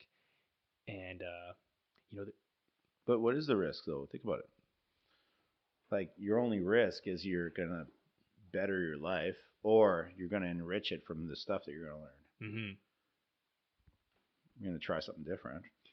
Like, your only risk is you're gonna eat peanut butter for a while. Yeah, no, I totally agree. I think there's, when I was getting out of the military, I read some stuff from this guy Seneca, who's a pretty famous Stoic, and he has this idea that you should practice poverty. That every month you should take 2 days and live like you're completely destitute, like only eat rice, wear clothes from Goodwill, and just practice the absolute worst case and tell yourself that this is the worst case. So if this is the absolute worst thing that could happen to me, and which it is in Canada, right? Like, you're not gonna die from poverty in Canada. Yeah. You're just gonna eat poorly and dress poorly. Really, realistically, you're still gonna, when you sleep, does it matter if your sheets are made of silk or cotton? Yeah. So he said, why should I not? Yeah. You could probably actually find some decent food in there. Yeah. So options. Especially here. Yeah.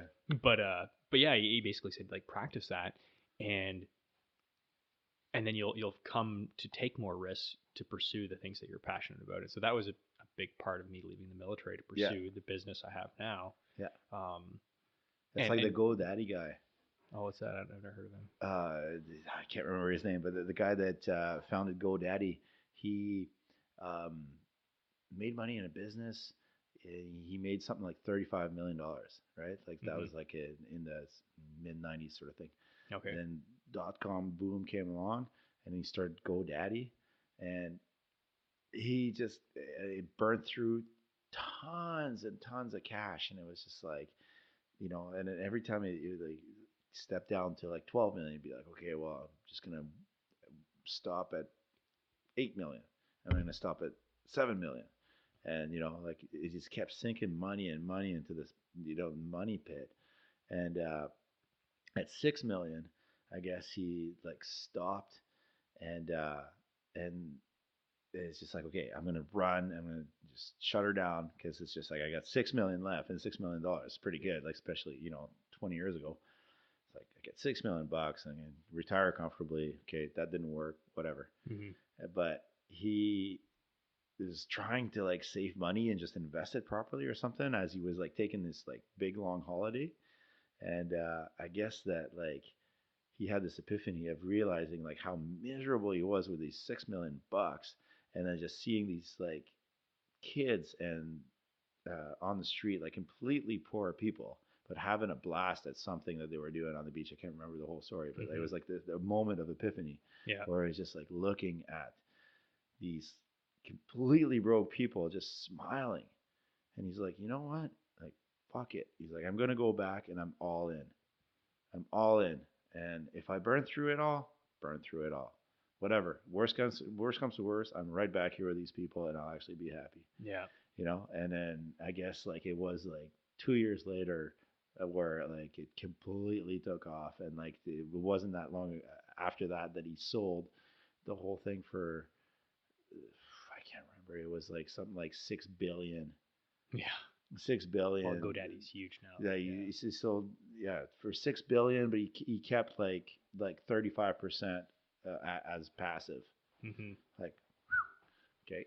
Well, yeah, and actually, if there's one regret I have with my business, it's not going more all in. Yeah, Now I'm moving on, as you know, to an engineering job in Victoria, which I'm really excited about, and I see a big future for me in that. But yeah, with this kite surfing thing, like I really built that business to be, I don't know how, like really easy to get out of. Everything I purchased was really easy to liquidate, and yeah, there could have been some things that I changed about the concept of the business if I was willing to really put more of my nest egg that I had accumulated in, because I was pretty cautious and invested reasonably well in real estate and stuff like that when yeah, I was yeah, in the yeah, military. yeah, yeah. So I could have put a lot more in, and I'm kind of glad I'm glad I didn't now, but I probably um, it would have been different if I did, and I think I should in the future. I'm taking that forward is going not necessarily going all in, but putting well actually although I should go all in. It should be something where everything you do, at some point you got to be willing to push your chips in, or else why are you doing it? I don't know if that's a real lesson or not. It's something I'm going to think about. It's something that I believe that if you're passionate enough about it, like for me, when I go all in, it's like it still has to feel comfortable, right? Yeah, Like, is it like if the risk outweighs the reward, then it doesn't make yeah, sense. it's still going to be a good bet. It's got to be a good bet, right? So it's just like, so to go back on that project, like, if I was like, I can risk it all and then just put like, these Hmm. 7 cabins. Well, that would have been a bad call Yeah. for that given setup, because it's a gut scenario. So it's not like you have to go all in. To me, I don't think it's all in at all Hmm. times. It's like, but these moments of like commitment, Yeah. it's like these moments of commitment. It's like, okay, I've got like where when it matters. Yeah. That's a timing thing. It's like, if I'm committed to a sales call, well, yeah, if I have to do it, like, Yeah. it's easy to make excuses to kind of back out of it, right? Hmm. But that's the moment where it truly matters to me. It's just like, no, like the fear is there, absolutely. Hmm. The fear is there. Like every time, like I hate cold calling. I hate that shit. Oh yeah. I hate it Yeah. 100%. I hate it. It's something that makes me feel extremely uncomfortable, Hmm. But like I was trying to teach that to someone that I've worked with, and I realized that someone wasn't the right person to work with at that point, because he's just like so, on a touch base. I'm like, so have you tried that concept? Have you tried like pushing yourself past the comfort zone? Like, be like, okay, like I don't like to do these cold calls, and I'm going to do it. I'm going to like approach this new business and see if just straight up ask for a new business. Hmm. And he's like, well, no, like I haven't done really anything, because I found out like I'm not really good at it. It's like, well, you're not going to be better at it if you don't try. Yeah. Like I used to suck at it. I had these like, extremely like uncomfortable moments doing cold calls. Yeah. Like shaking when I hung up the phone, Yeah. like so uncomfortable. Like, oh my god, did I ever blow this one? Like, Yeah. you know. But Yeah. it's just like sometimes, And it's not even logical, right? Like it goes back to that. I love thinking about things in evolutionary terms and going back to, if you were in a tribe of 50 to 150 people, which is what we've kind of, people say we've evolved yeah, to, into that, and you engage in like a really poor uh, interaction with somebody. So some sort of like a cold call scenario where you're trying to kind of convince somebody to do something and it goes bad. yeah, In a small tribe, that could be disastrous. yeah, Whereas it's not a realistic, it's not a good impulse now, because if you blow a sales call, whatever. Like there's so many other people that are going to buy your product that it doesn't matter these days. Same with like with that fear with guys have with talking to girls. It's like you have this immense fear of approaching a girl in a bar. I mean, most of us do, but what's the worst that could happen? Tells That's you to right. fuck off, and you do.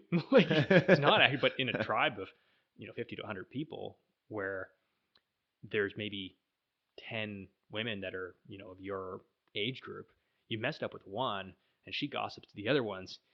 Your genetics are not being furthered on. Like, you are But dunzo. that's kind of what happens in school, though, right? Like, it's like you've got all Yeah.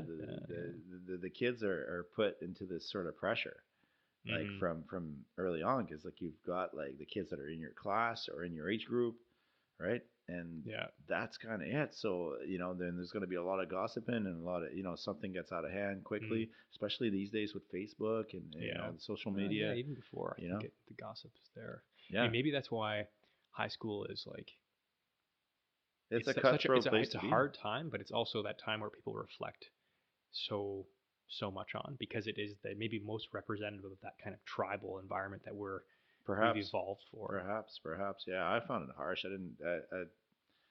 Yeah, I mean, there was some positive things about it, but I found that like the the judgmental stage of different kids was like, oh my god, like Yeah. just I'm gonna just do my thing. Yeah, I didn't enjoy my time in high school either. No, Yeah. no, it wasn't really wasn't really my cup of tea.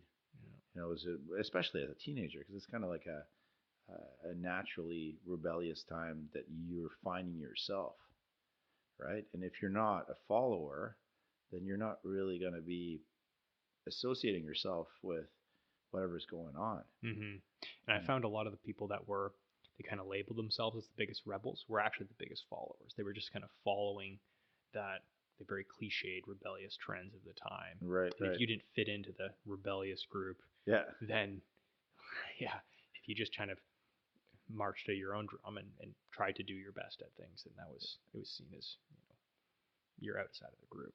that's right. That's right. Yeah, it's this like, kind of need of acceptance Mm-hmm. that I don't know. I fear for that time for my kids because it's like, you want obviously you want the best for your kids, but Yeah.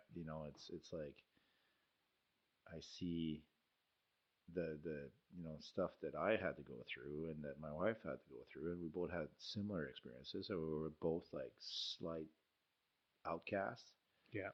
you know, at the time, anyways. Um, and I just yeah, this is a challenging time. So I think I'm going to cross that bridge when I get there. Mm-hmm. But hopefully, just teach them enough good things and enough have the open resources. They can always talk to us, have the Yeah. open conversation. I think that's the way to go. But like I'm looking at the whole thing. Like every day I learn as a parent. So Mm-hmm. yeah, I think that's a journey that never ends. Yeah. Hey, so yeah, I want to jump back. So where you were at, you were building these custom ski boots out of this shop, and that was kind of your first, or at least from what I know, your first kind of sole proprietorship business. Yeah, yeah, it was. Um, Yeah, for sure. Well, it was still operating under somebody else's flag, though. yeah.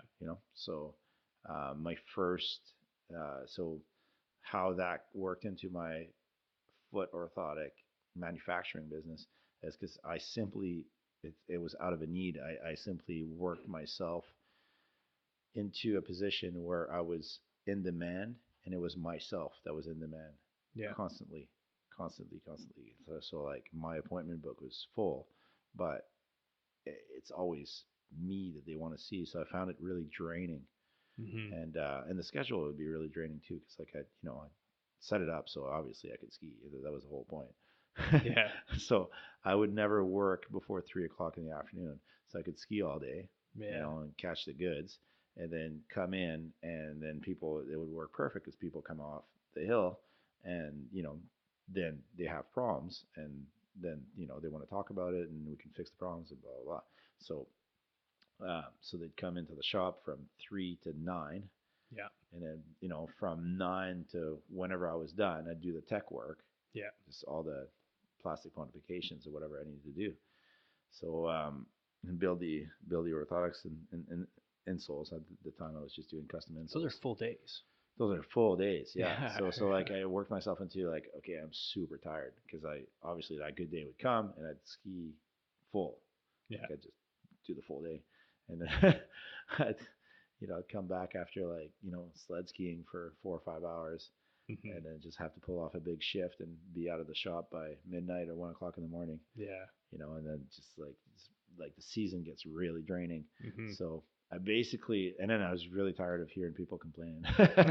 Yeah. Okay. So straight up, like I burnt myself out on seeing people. So um, I thought about it as like, okay, I like the tech work at night. Hmm. I like to do that. I like to just put on my headphones, listen to music, and do my tech work. Yeah. So why don't I just do that? And then a lot of professionals in town were starting to refer me people for custom orthotics, Okay. and I didn't quite feel comfortable with it because I didn't have the full certifications at the time, and my knowledge was good for the foot, was very good for Hmm. working within the ski boot environment. But when you're talking about working through the phase of gait, through running and everything, I didn't have the knowledge that I needed. Yeah. So I started to, so I just, I took a week off, and in 2007. And I took a week off and went with my friend Mike again. Okay. So yeah, so we just took a week off to look at real estate a little bit all over, and it was just a chilling week of just shooting the shit and drinking a few beers, and at the end of the week, so we talked about stupid business, anything that would pop through our heads, we'd write it down, Yeah. How about this? How about that? How about this? It was just like a brainstorming week, Hmm. and I was just lucky that I had him at that time to actually, exchange these ideas with. Yeah. And he's always been really good for that. It's just like it's amazing. Like talk about whatever. So there's no stupid ideas. Hmm. It's good. So um,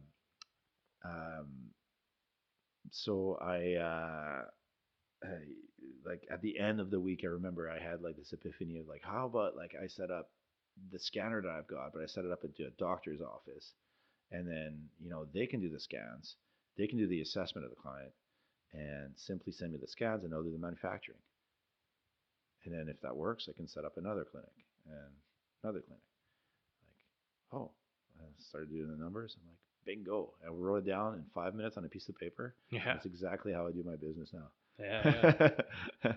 Pretty much. There's been a lot of complications along the way, and a lot of like Yeah. tried, like I went off the path a little bit and back onto it, and off the path a little bit, and Yeah. like But more or any less, business. that's your plan. More or less, that's the way it works now, and that's the way that still the most successful accounts run. It's like that's based on that piece of paper. Hmm. So so yeah, so I just started, and it took 4 years of negative cash flow. You know, Hmm. 4 years of like I just kind of remortgaged my house. I Yeah. did a couple of things, You because went all in. yeah, pretty much. Yeah, it was the risk like got progressively more and more uncomfortable. Hmm. Um, and at one point, I just looked back and I was like, oh my god, like okay, it's actually like something. Hmm. Like, but it happened really gradual. It wasn't like overnight. Like I got an account that changed everything. It was just like Yeah. you know, kind of gradual. Lots of steps along the way, lots of mistakes, and just good learning for sure. Great learning. So, and then peak orthotics grew to a certain stage, and yeah, and it just hasn't really stopped growing. Um, it's been a slow growth, but Yeah. control growth. And recently, I went back to the one-on-one um, approach. I was talking to one of my clients that have been doing business for a long time, Kootenai Athletic Therapy in Nelson. We've been working together for like 10 years. Okay. Yeah. Um, and she's in a position where she can hire, or get into a partnership with somebody else, right? Hmm. So we're chatting a little bit more business like, because obviously we've developed a good friendship over the years. And she's like, like you excel at being like the micro brewery of orthotics. Like, Hmm. it's the perfect niche for you. It's like you've got the small clinics and how to set up the small clinics just dialed. Because you got the whole support structure, the everything that's there. That's the the training tools, the everything's there to take that practitioner to the next level into this, with regards to servicing rehab orthotics. Yeah. So, so I was like, oh, great, thanks for reminding me this. That's okay. So, but yeah, recently because we chatted about this, and I made the call of just instead of looking for the big fish, I simply look for the small niche clinic here and there, and like make sure that more of their vision matches ours, and then the Right. visions are matched. So it's really really Continuity. targeted marketing. So there's no Facebook ads or anything like that that can help me. Hmm. Like it's straight up like I have to approach them. I do the research and I approach them. Yeah. Yeah. So So how did this all land you on Vancouver Island? um, hmm, I discovered kite surfing. Yeah. Discovered kite surfing in like '09, and there's like I've skied like a lot, right? Like there's Hmm. like thousands of days, and it's just a new feeling, and it was a super cool sport, and you know, I met my wife um, on a kite surfing trip in on the Oregon coast, and we came to the island together on a trip. We went to Nimkish on that trip. Oh yeah. Um, Up at the old site. Midnight, yeah, up the old side of Nimkish, and we had a great time. It was super fun, um, and it was one of the places that was really fun. We lived in the Kootenays together for a couple of years, and but we did the a lot of trips to the Oregon coast and this and that for uh, keeping our kite surfing alive. And we were living on an acreage outside of Fernie, and which worked great for me, but not as good for her. She thought it was pretty remote, but for Yeah. me, like if I'm in a place that I can start my dirt bike like right from the garage and go for a rip, and go for like an hour single track right off the backyard, I was pretty Yeah. stoked. Yeah. Like Yeah. like I like the throttle for sure, and off road throttling is pretty fun. So yeah, I really got into dirt biking out there, and it's just like the setup was really good. Um, Access to wilderness was instant, so I dug that. But when our son came along in the picture, like um, she got pregnant, and then her natural like mom head is just like, is this the place where I want to raise a family? Okay. And she was straight up about it, like it's two remotes, two remotes, two remotes. Like, oh really? I like it, but I guess okay, like it's a team sport, right? Yeah. It's like everybody's gotta win. So at that point, it felt like I had to do a compromise.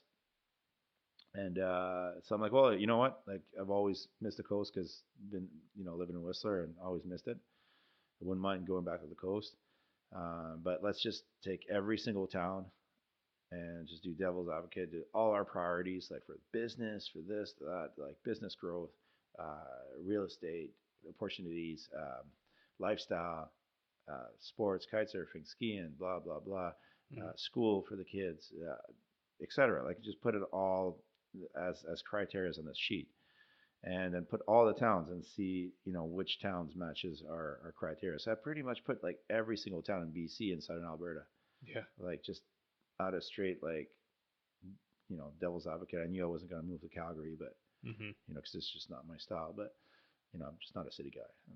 Yeah. I wouldn't live happily in that setup.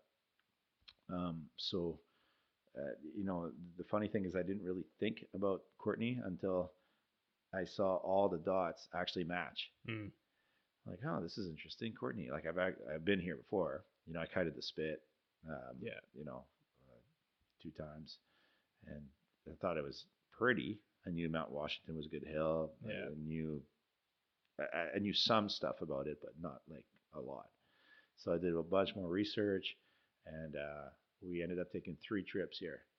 And just on the last 2 trips, we were looking at properties, and found this place, and it was like a complete gong show. It was like so overgrown, ridiculously overgrown, and but it kept popping in my system because it was like I was looking for an acre, like an acre, at least an acre of land to build a Yeah. shop to be able to do my business. Um, my business has this amazing advantage of being movable because it's a manufacturing service. Yeah, yeah, because you've divorced yourself from meeting with the clients. That's right. Yeah. That's right. So we can be anywhere, and as long as I can be in a spot to actually travel, and that's one of the things that was attractive about the Comox airports right here. Yeah. And I could travel to Calgary pretty easy and do my business in the city. Mm-hmm.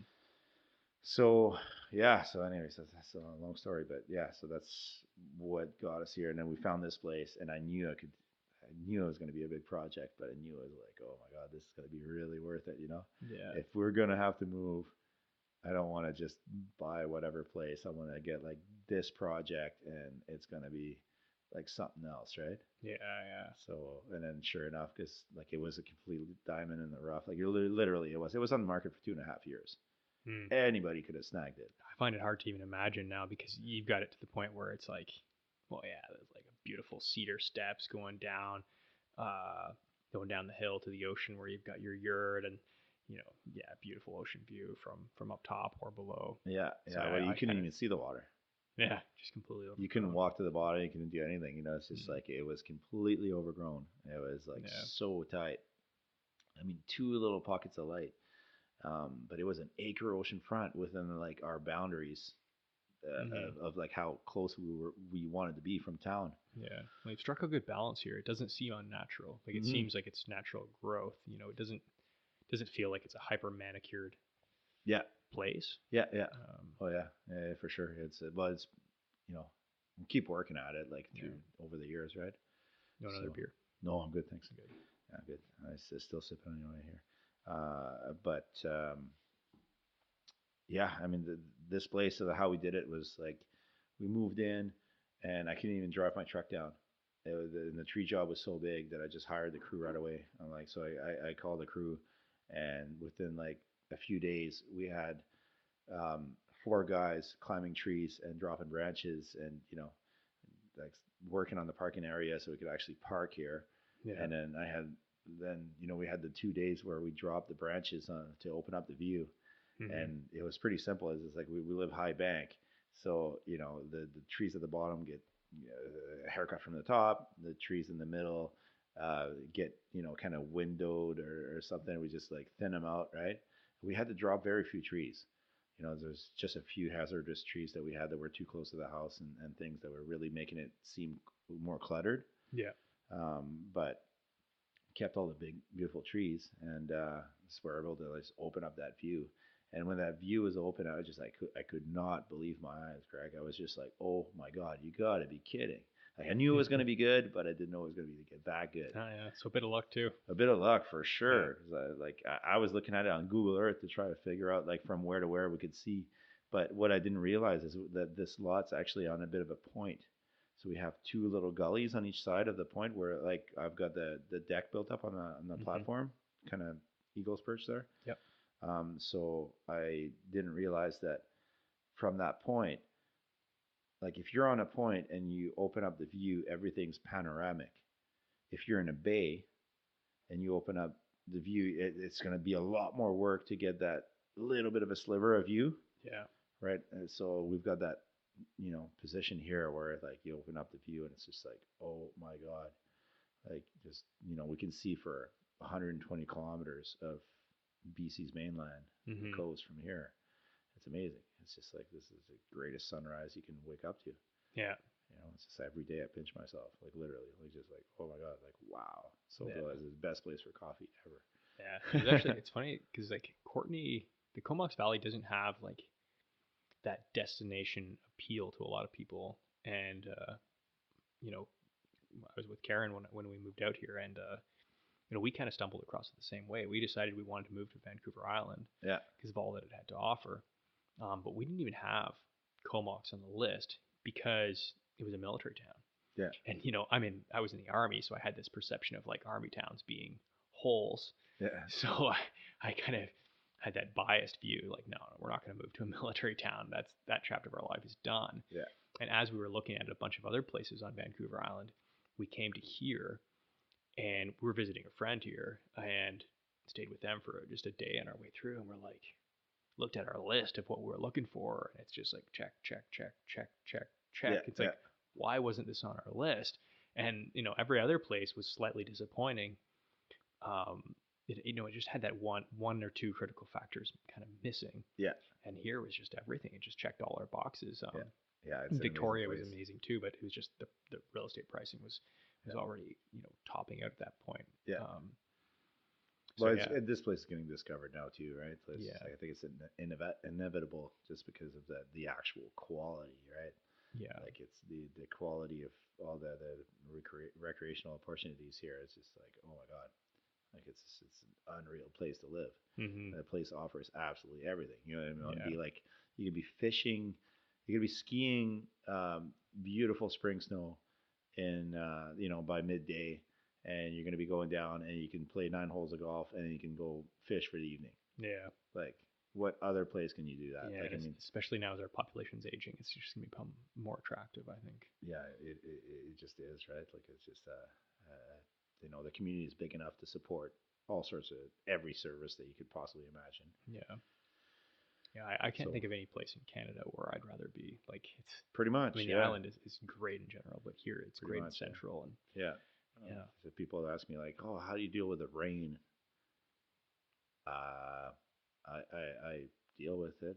I'd rather have like a little bit of rain in the winter than and go up to snow and ski snow on the mountain hmm, than deal with like minus 30s and yeah. you know. Although it was a bit hard on me last summer or this last winter. I didn't get away for a trip, whereas the previous one I went to Thailand and taught kiting in Thailand for a month, Yeah. and that made a big difference. Kind of taking the kind of the gloominess did kind of get on me. That whole seasonal Did it? affective Oh disorder. yeah, yeah, Yeah, yeah, yeah. it built up. Personally, I it's would just say like that's the prime storm action for me is like such good times though, eh? Because like we it go, is for yeah, sure. we go from kite surfing waves. I really enjoy Salmon Point here, and it's just like wow, it's epic. It's just great waves, like right, Hmm. like on any good storm, it'll like build up good swell, and you being a skier too, and I like snowmobiling, so um, there's been quite a few days where it's just like back to back to back to back to like this crazy shift of like okay, like you go, we've had some weeks where it was just like 3 days of snowmobiling, 2 days of ski touring, and 2 days of kiting, and like Yeah, oh my god, how can I work like yeah, and that was the gloomiest time. It's like how do you deal with the rain? Well, yeah. I don't know. Like when I'm on the water, I'm wet. I don't care. Well, I think it's more than just the rain. It's the lack of sun that Yeah, hurts people. Like for yeah, me, yeah. It is.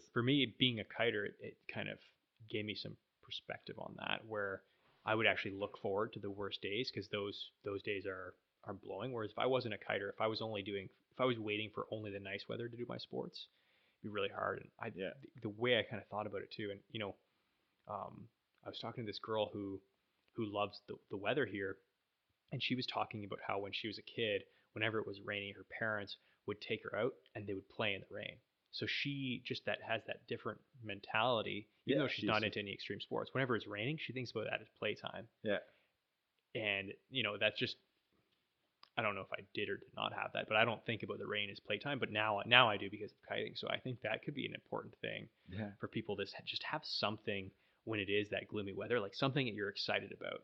Whether Totally. it's just like, oh, every time it has that superstorm, I'm gonna like eat a chocolate bar and watch Netflix. Even if you're not athletic at all, but to have something that you look forward to when it's that really shitty time is got to be nice. But For sure. For sure. but Yeah. I negotiated in my new job to get uh, more time off just because I know I want that little bit of escape to sunshine Yeah. in to break up the winter. Yeah. Yeah. For Yeah. sure. Yeah. I mean, it's not a bad thing to have more sun. That's for sure. But I mean, like like we just get this time of year, it's like it's ridiculous. It's like we live in Hawaii. Yeah. Yeah, this is awesome. No, nothing So can beat the summers here. yeah, no, not too bad. Not too bad. Not too shabby. So yeah, Yeah. I don't know what more to say to than it's like pretty epic times, and like personally, I think that trying to have the most fun and keeping the balance between um, fun and progress, Hmm. right? Or and making them work together, Yeah. right? So I think that's kind of where I stand, right? So Yeah. um, Well, man, it was great, yeah, great hearing about your perspective on these things. And the one thing, I mean, of course, I'm going to listen to this through editing it, yeah, yeah, and, but the one thing I'm definitely going to take away from this is that doing the most difficult thing of your day first. I already kind of have it's a this good little trick. little morning Yeah, routine, yeah, yeah, and I do my priority list, but I'm going to be more diligent about taking that absolute, not necessarily more um, difficult thing, but the thing that kind of gives me the most fear, yeah, which is probably the most important thing, the thing that I've been putting off, to do that first when yeah, I have all that decision bank, that kind of mental energy is full in the morning, yeah. and get that knocked off. And I think, It's your most vital yeah, priority. You have to be able to like know that this is what makes you stand out. hmm, This is what that that one function that makes you. For me, like if I look at how I function, I look at both my businesses, and I look at this is basically three priorities in life. I've got my family life, yeah, and which I called it's literally split them into like family and fun. So family and fun is the one section, hmm, and then the one business Wild Pacific Camp, and the one business Peak Orthotics. And I do not really a to-do list, but a list of like what is important steps to do, yeah, right? Important steps to do. So then I'll go into actually break it down into baby steps, because yeah, yeah. otherwise it's like, well, how are you going to achieve that, right? So it's just like more like a goal than baby steps. So I've got a sheet for the baby steps, right? Hmm. And you write Um, this out by hand. oh yeah, Yeah. yeah, always, always. And I like to do on Sundays too, because like that way you get a bit ahead of the game, right? Oh, okay. Yeah, Yeah, like a so, weekly thing. yeah, yeah, Hmm. yeah, for sure. It's a weekly, but it doesn't start from scratch. It's more like an evolving list. Right. It's just it never And you kind stops. of check in every morning with it. That's right. Yeah. That's right. Well, typically the night before, so I know what I'm getting into. Okay. Or if like then I'll line up the weather and then like line up the priority list kind of thing, Right. Yeah. Yeah. and it's just like. But what's most important here is what I think makes the biggest difference is you've got the three aspects of life that are the most important, and I know what separates me, like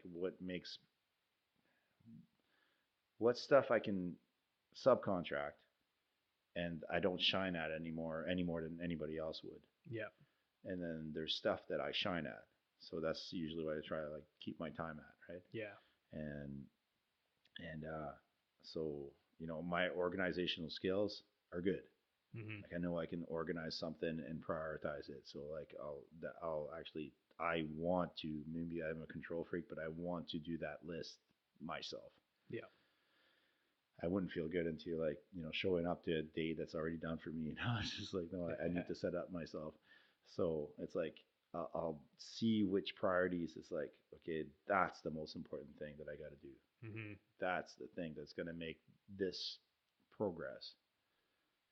And circle it MVP. Boom. Yeah. That's the MVP. That's the goal. It's just like knowing what makes the difference. All the Yeah. rest is just frou frou. Hmm. You know. And if you can get that win first thing in the morning, it kind of sets you up for success for the rest of the day. That's right. That's right. Exactly. So, um, but I'm an evening worker as well. Sometimes I'll work like really well on MVPs at night when the kids go to bed. Yeah. I've got quiet. The whole house is quiet. I just like mess around and I can have quiet time on the computer. Sometimes in the daytime, like I'll feel like I'm wasting my time where it's actually nice out. Mm. I'll be like, I get handsy and then I don't work well. Yeah. So it's whenever I can get a time of focus, right? But like, I'll just focus on the MVPs. Every week's different. Yeah. Well, that's another thing I'll try to cultivate a little bit more, and is kind of trying to isolate those times that I have that focus, and rather Yeah, than wasting that potential on, doing nothing, taking the evening off. It's Yeah. just like, yeah, like, you know what, I've got some energy right now. Yeah. There's nothing going on. For The sure. surf's not lit up. So why don't I get some For sure. production done? Yeah. A couple of things I should add. Not that I don't want to brag or anything like that. This is just the way that I do things. Is one, I don't watch TV, Mm-hmm. and B, you can people can think that I'm ignorant or whatever, but I don't Mm-hmm. watch the news. Yeah. I choose to cut down any sort of anything that's outside negativity that I can't control. Yeah. I cut off. Mm-hmm. I don't even want to like even a CBC show that turns on and talks about whatever different that I can't change about Yeah. anything about. I mean, I feel for these people. I feel that it's sad. Yeah. But I'm naturally sensitive, and it affects me. Yeah. So Yeah. I'm kind of similar, and I've heard people, because I don't watch the news, um, call that irresponsible. But I think it's totally wrong to me, because, mhm. you know, if, I mean, maybe you're not watching the news and going kiting instead, but which is good for yourself. But maybe instead of watching the news and feeling pain for some hurricane victims in another country, which you, like you said, you can do nothing about, you're building a orthotic. You're actually working on something that's within your span of control, and you're helping the world in that way, that you're actually able to reach out and change something, or you're raising your kid, doing that a little bit better for him. So I think it's actually, in my view, it's more responsible, because you're actually taking charge of the things that you can affect in this life, That's rather right. than worrying about That's right. things that are totally outside of your control. That's right. That's right. Um, Yeah, for me, I just see it as like also like I'm sensitive to these things, hmm, so it affects my moods. yeah, If I can't be at the best of my mood, then I'm no good to anybody. Simply, yeah, you know, yeah, for sure. it's that straightforward. So I've chosen to cut off a few things like that. It's actually given me a lot of time, Mm-hmm. like Well, that, to cut off TV 100%. Like I don't watch TV.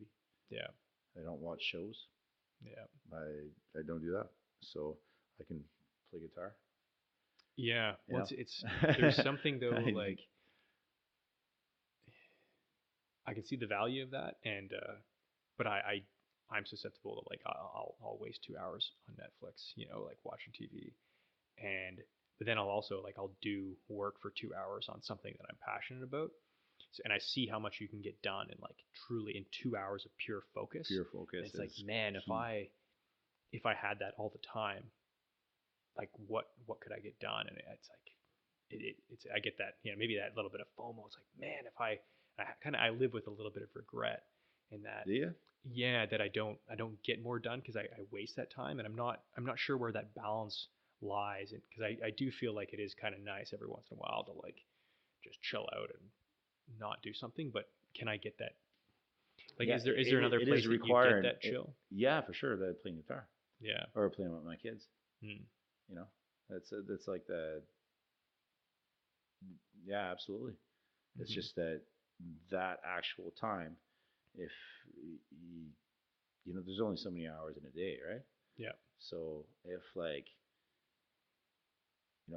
do I work that? Like I've never really like I mean I've spent lots of days working like big hours and everything, but sometimes like the days that matter the most are the days that I'll work like 2 hours of the most important things, Yeah.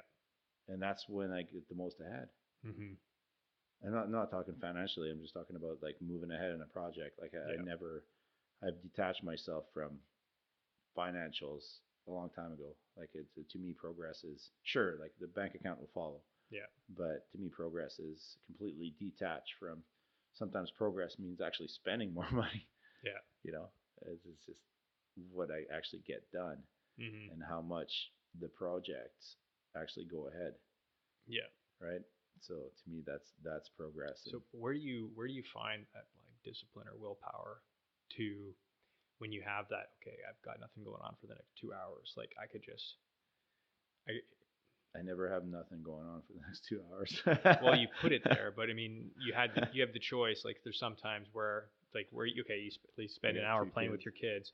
Yeah. Um, It's not that scheduled. yeah, yeah. It's just not that scheduled.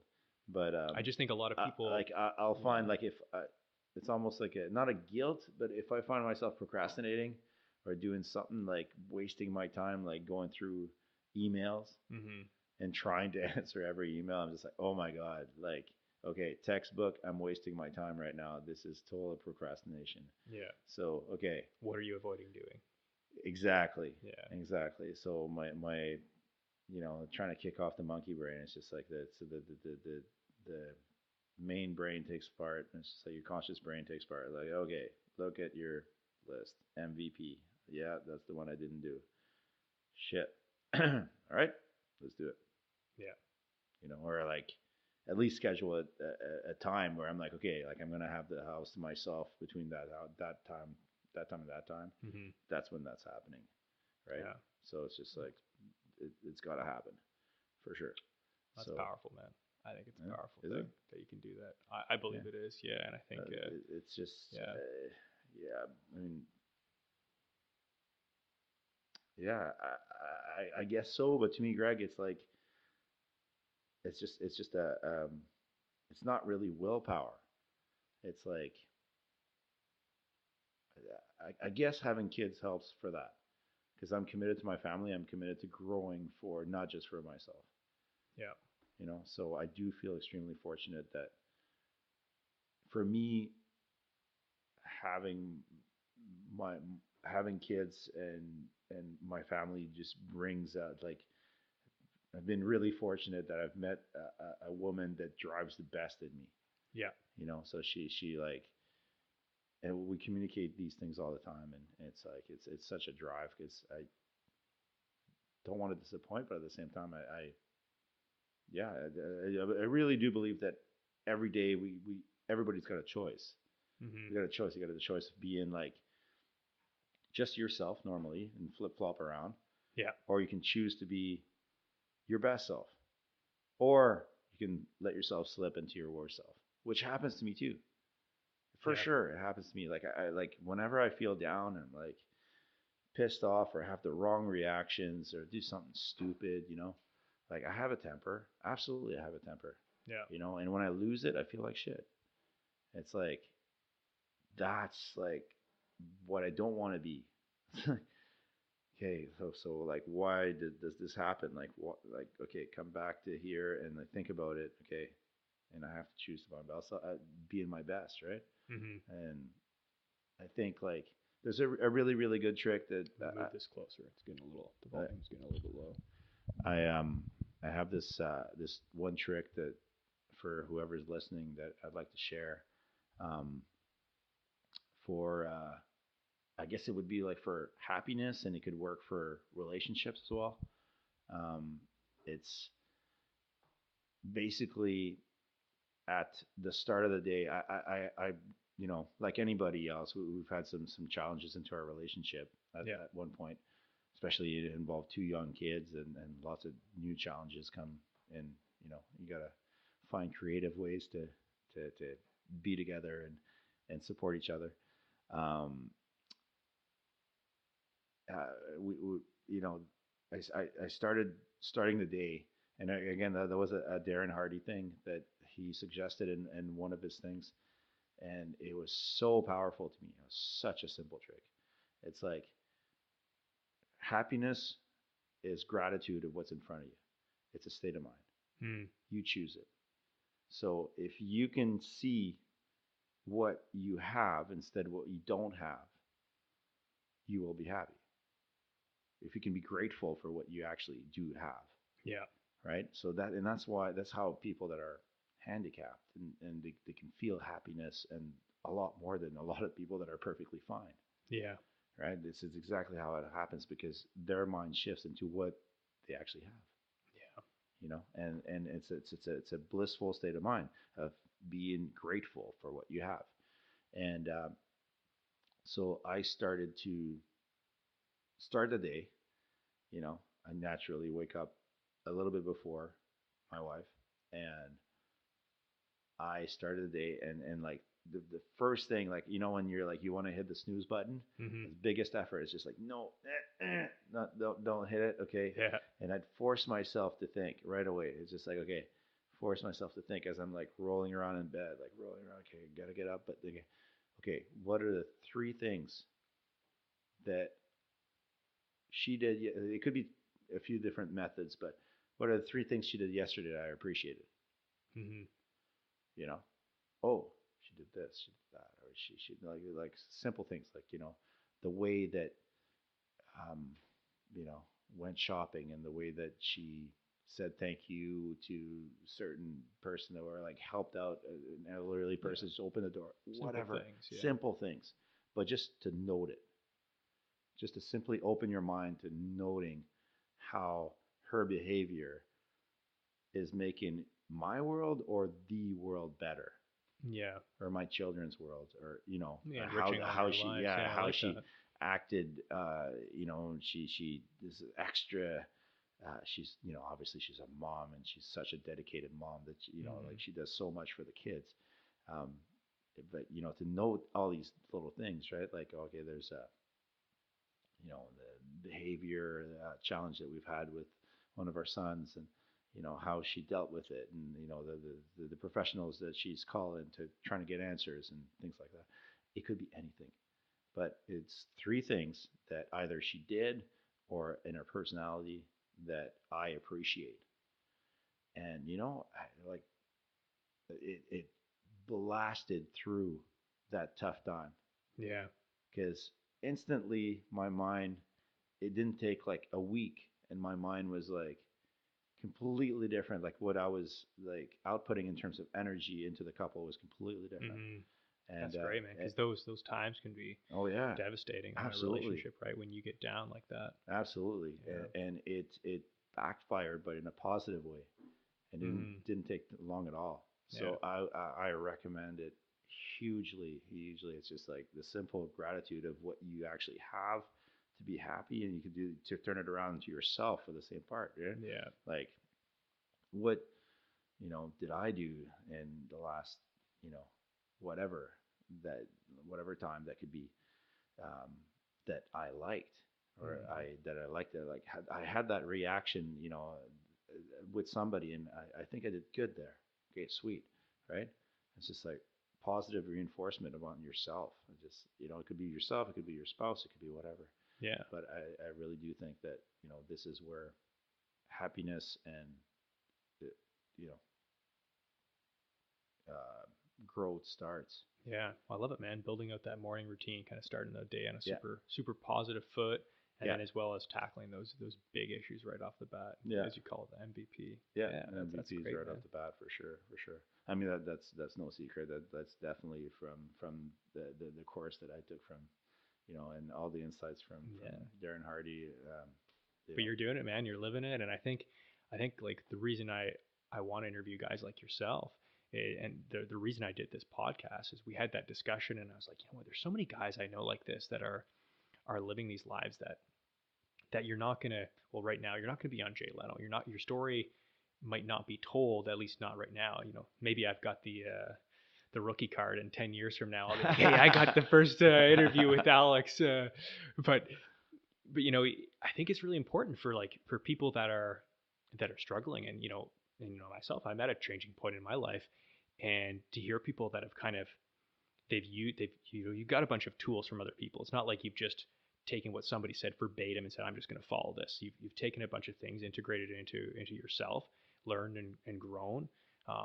And that's, I'm sure even that guy that's speaking, it's not all his own stuff. Like, I'm sure he's humble oh and he yeah, brings other things yeah, in, absolutely. He's got a and lot of mentors that, yeah, absolutely, and he keeps mentioning it, and it's part of his material.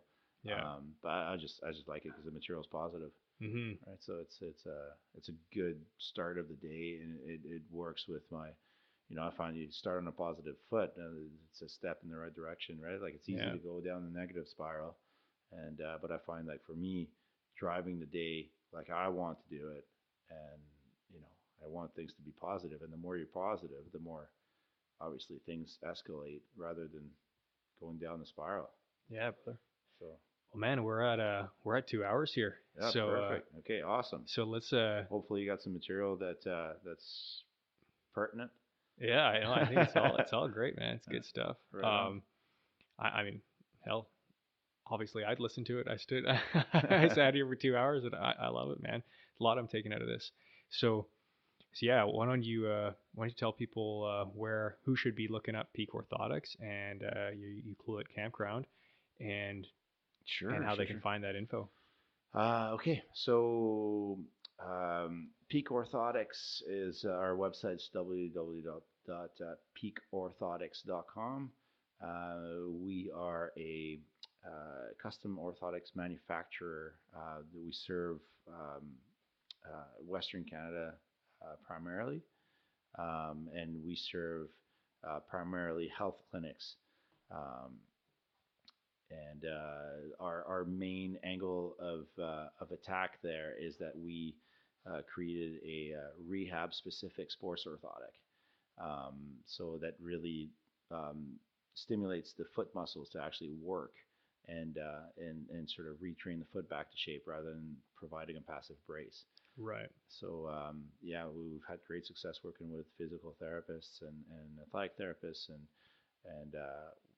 myself, I'm a certified podorthist, and I specialize in training all the professionals into the steps that what makes a good assessment and a good cast, Yeah.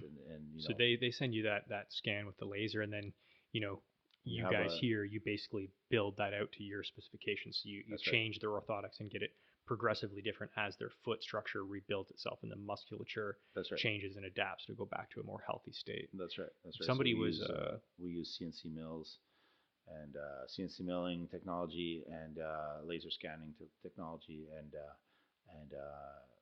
we also do all sorts of different casting that we teach, right? So it's like we'll work with the foam impression cast, and we'll work with a plaster, and we'll work with traditional methods and or more cutting edge stuff like the yeah. laser scanning and So if somebody's interested in that, they can go on your website and maybe send you an email and ask to be referred to a local clinic in their area. absolutely. That would be provider. Okay. Absolutely. Yeah, Awesome. for sure. Yeah, like you can just go on our website and we've got a list of all the affiliated practitioners. So like everything's Okay. by region, Yeah, great, and you great. can always find something that's relatively close, hopefully, to wherever everybody is. Yeah. And So then what's your website for the campground in Yuki? the campground is wildpacificcamp.com. So Okay. uh, Wild Pacific Camp.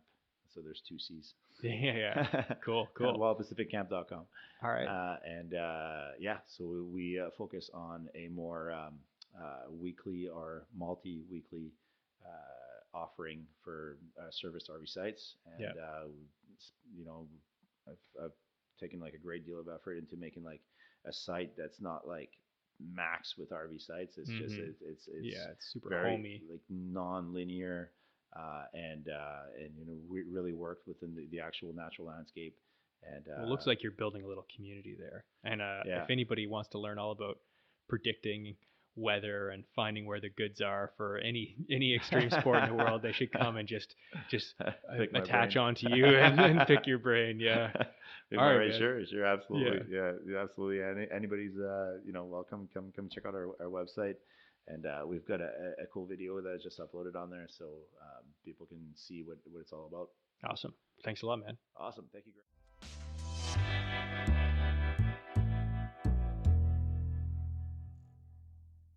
Hope you enjoyed that conversation with Alex as much as I did. I'm looking to do this on a weekly or bi-weekly basis. I've got a few ideas for new guests, but would love to hear if you have some suggestions of people with interesting ideas or lifestyles on Vancouver Island. My Twitter handle is contra_podcast, so hit me up with that, or just send nudes and hate mail. If you liked today's episode, please rate and subscribe, or send drugs and baked goods to my home address. Thank you for listening.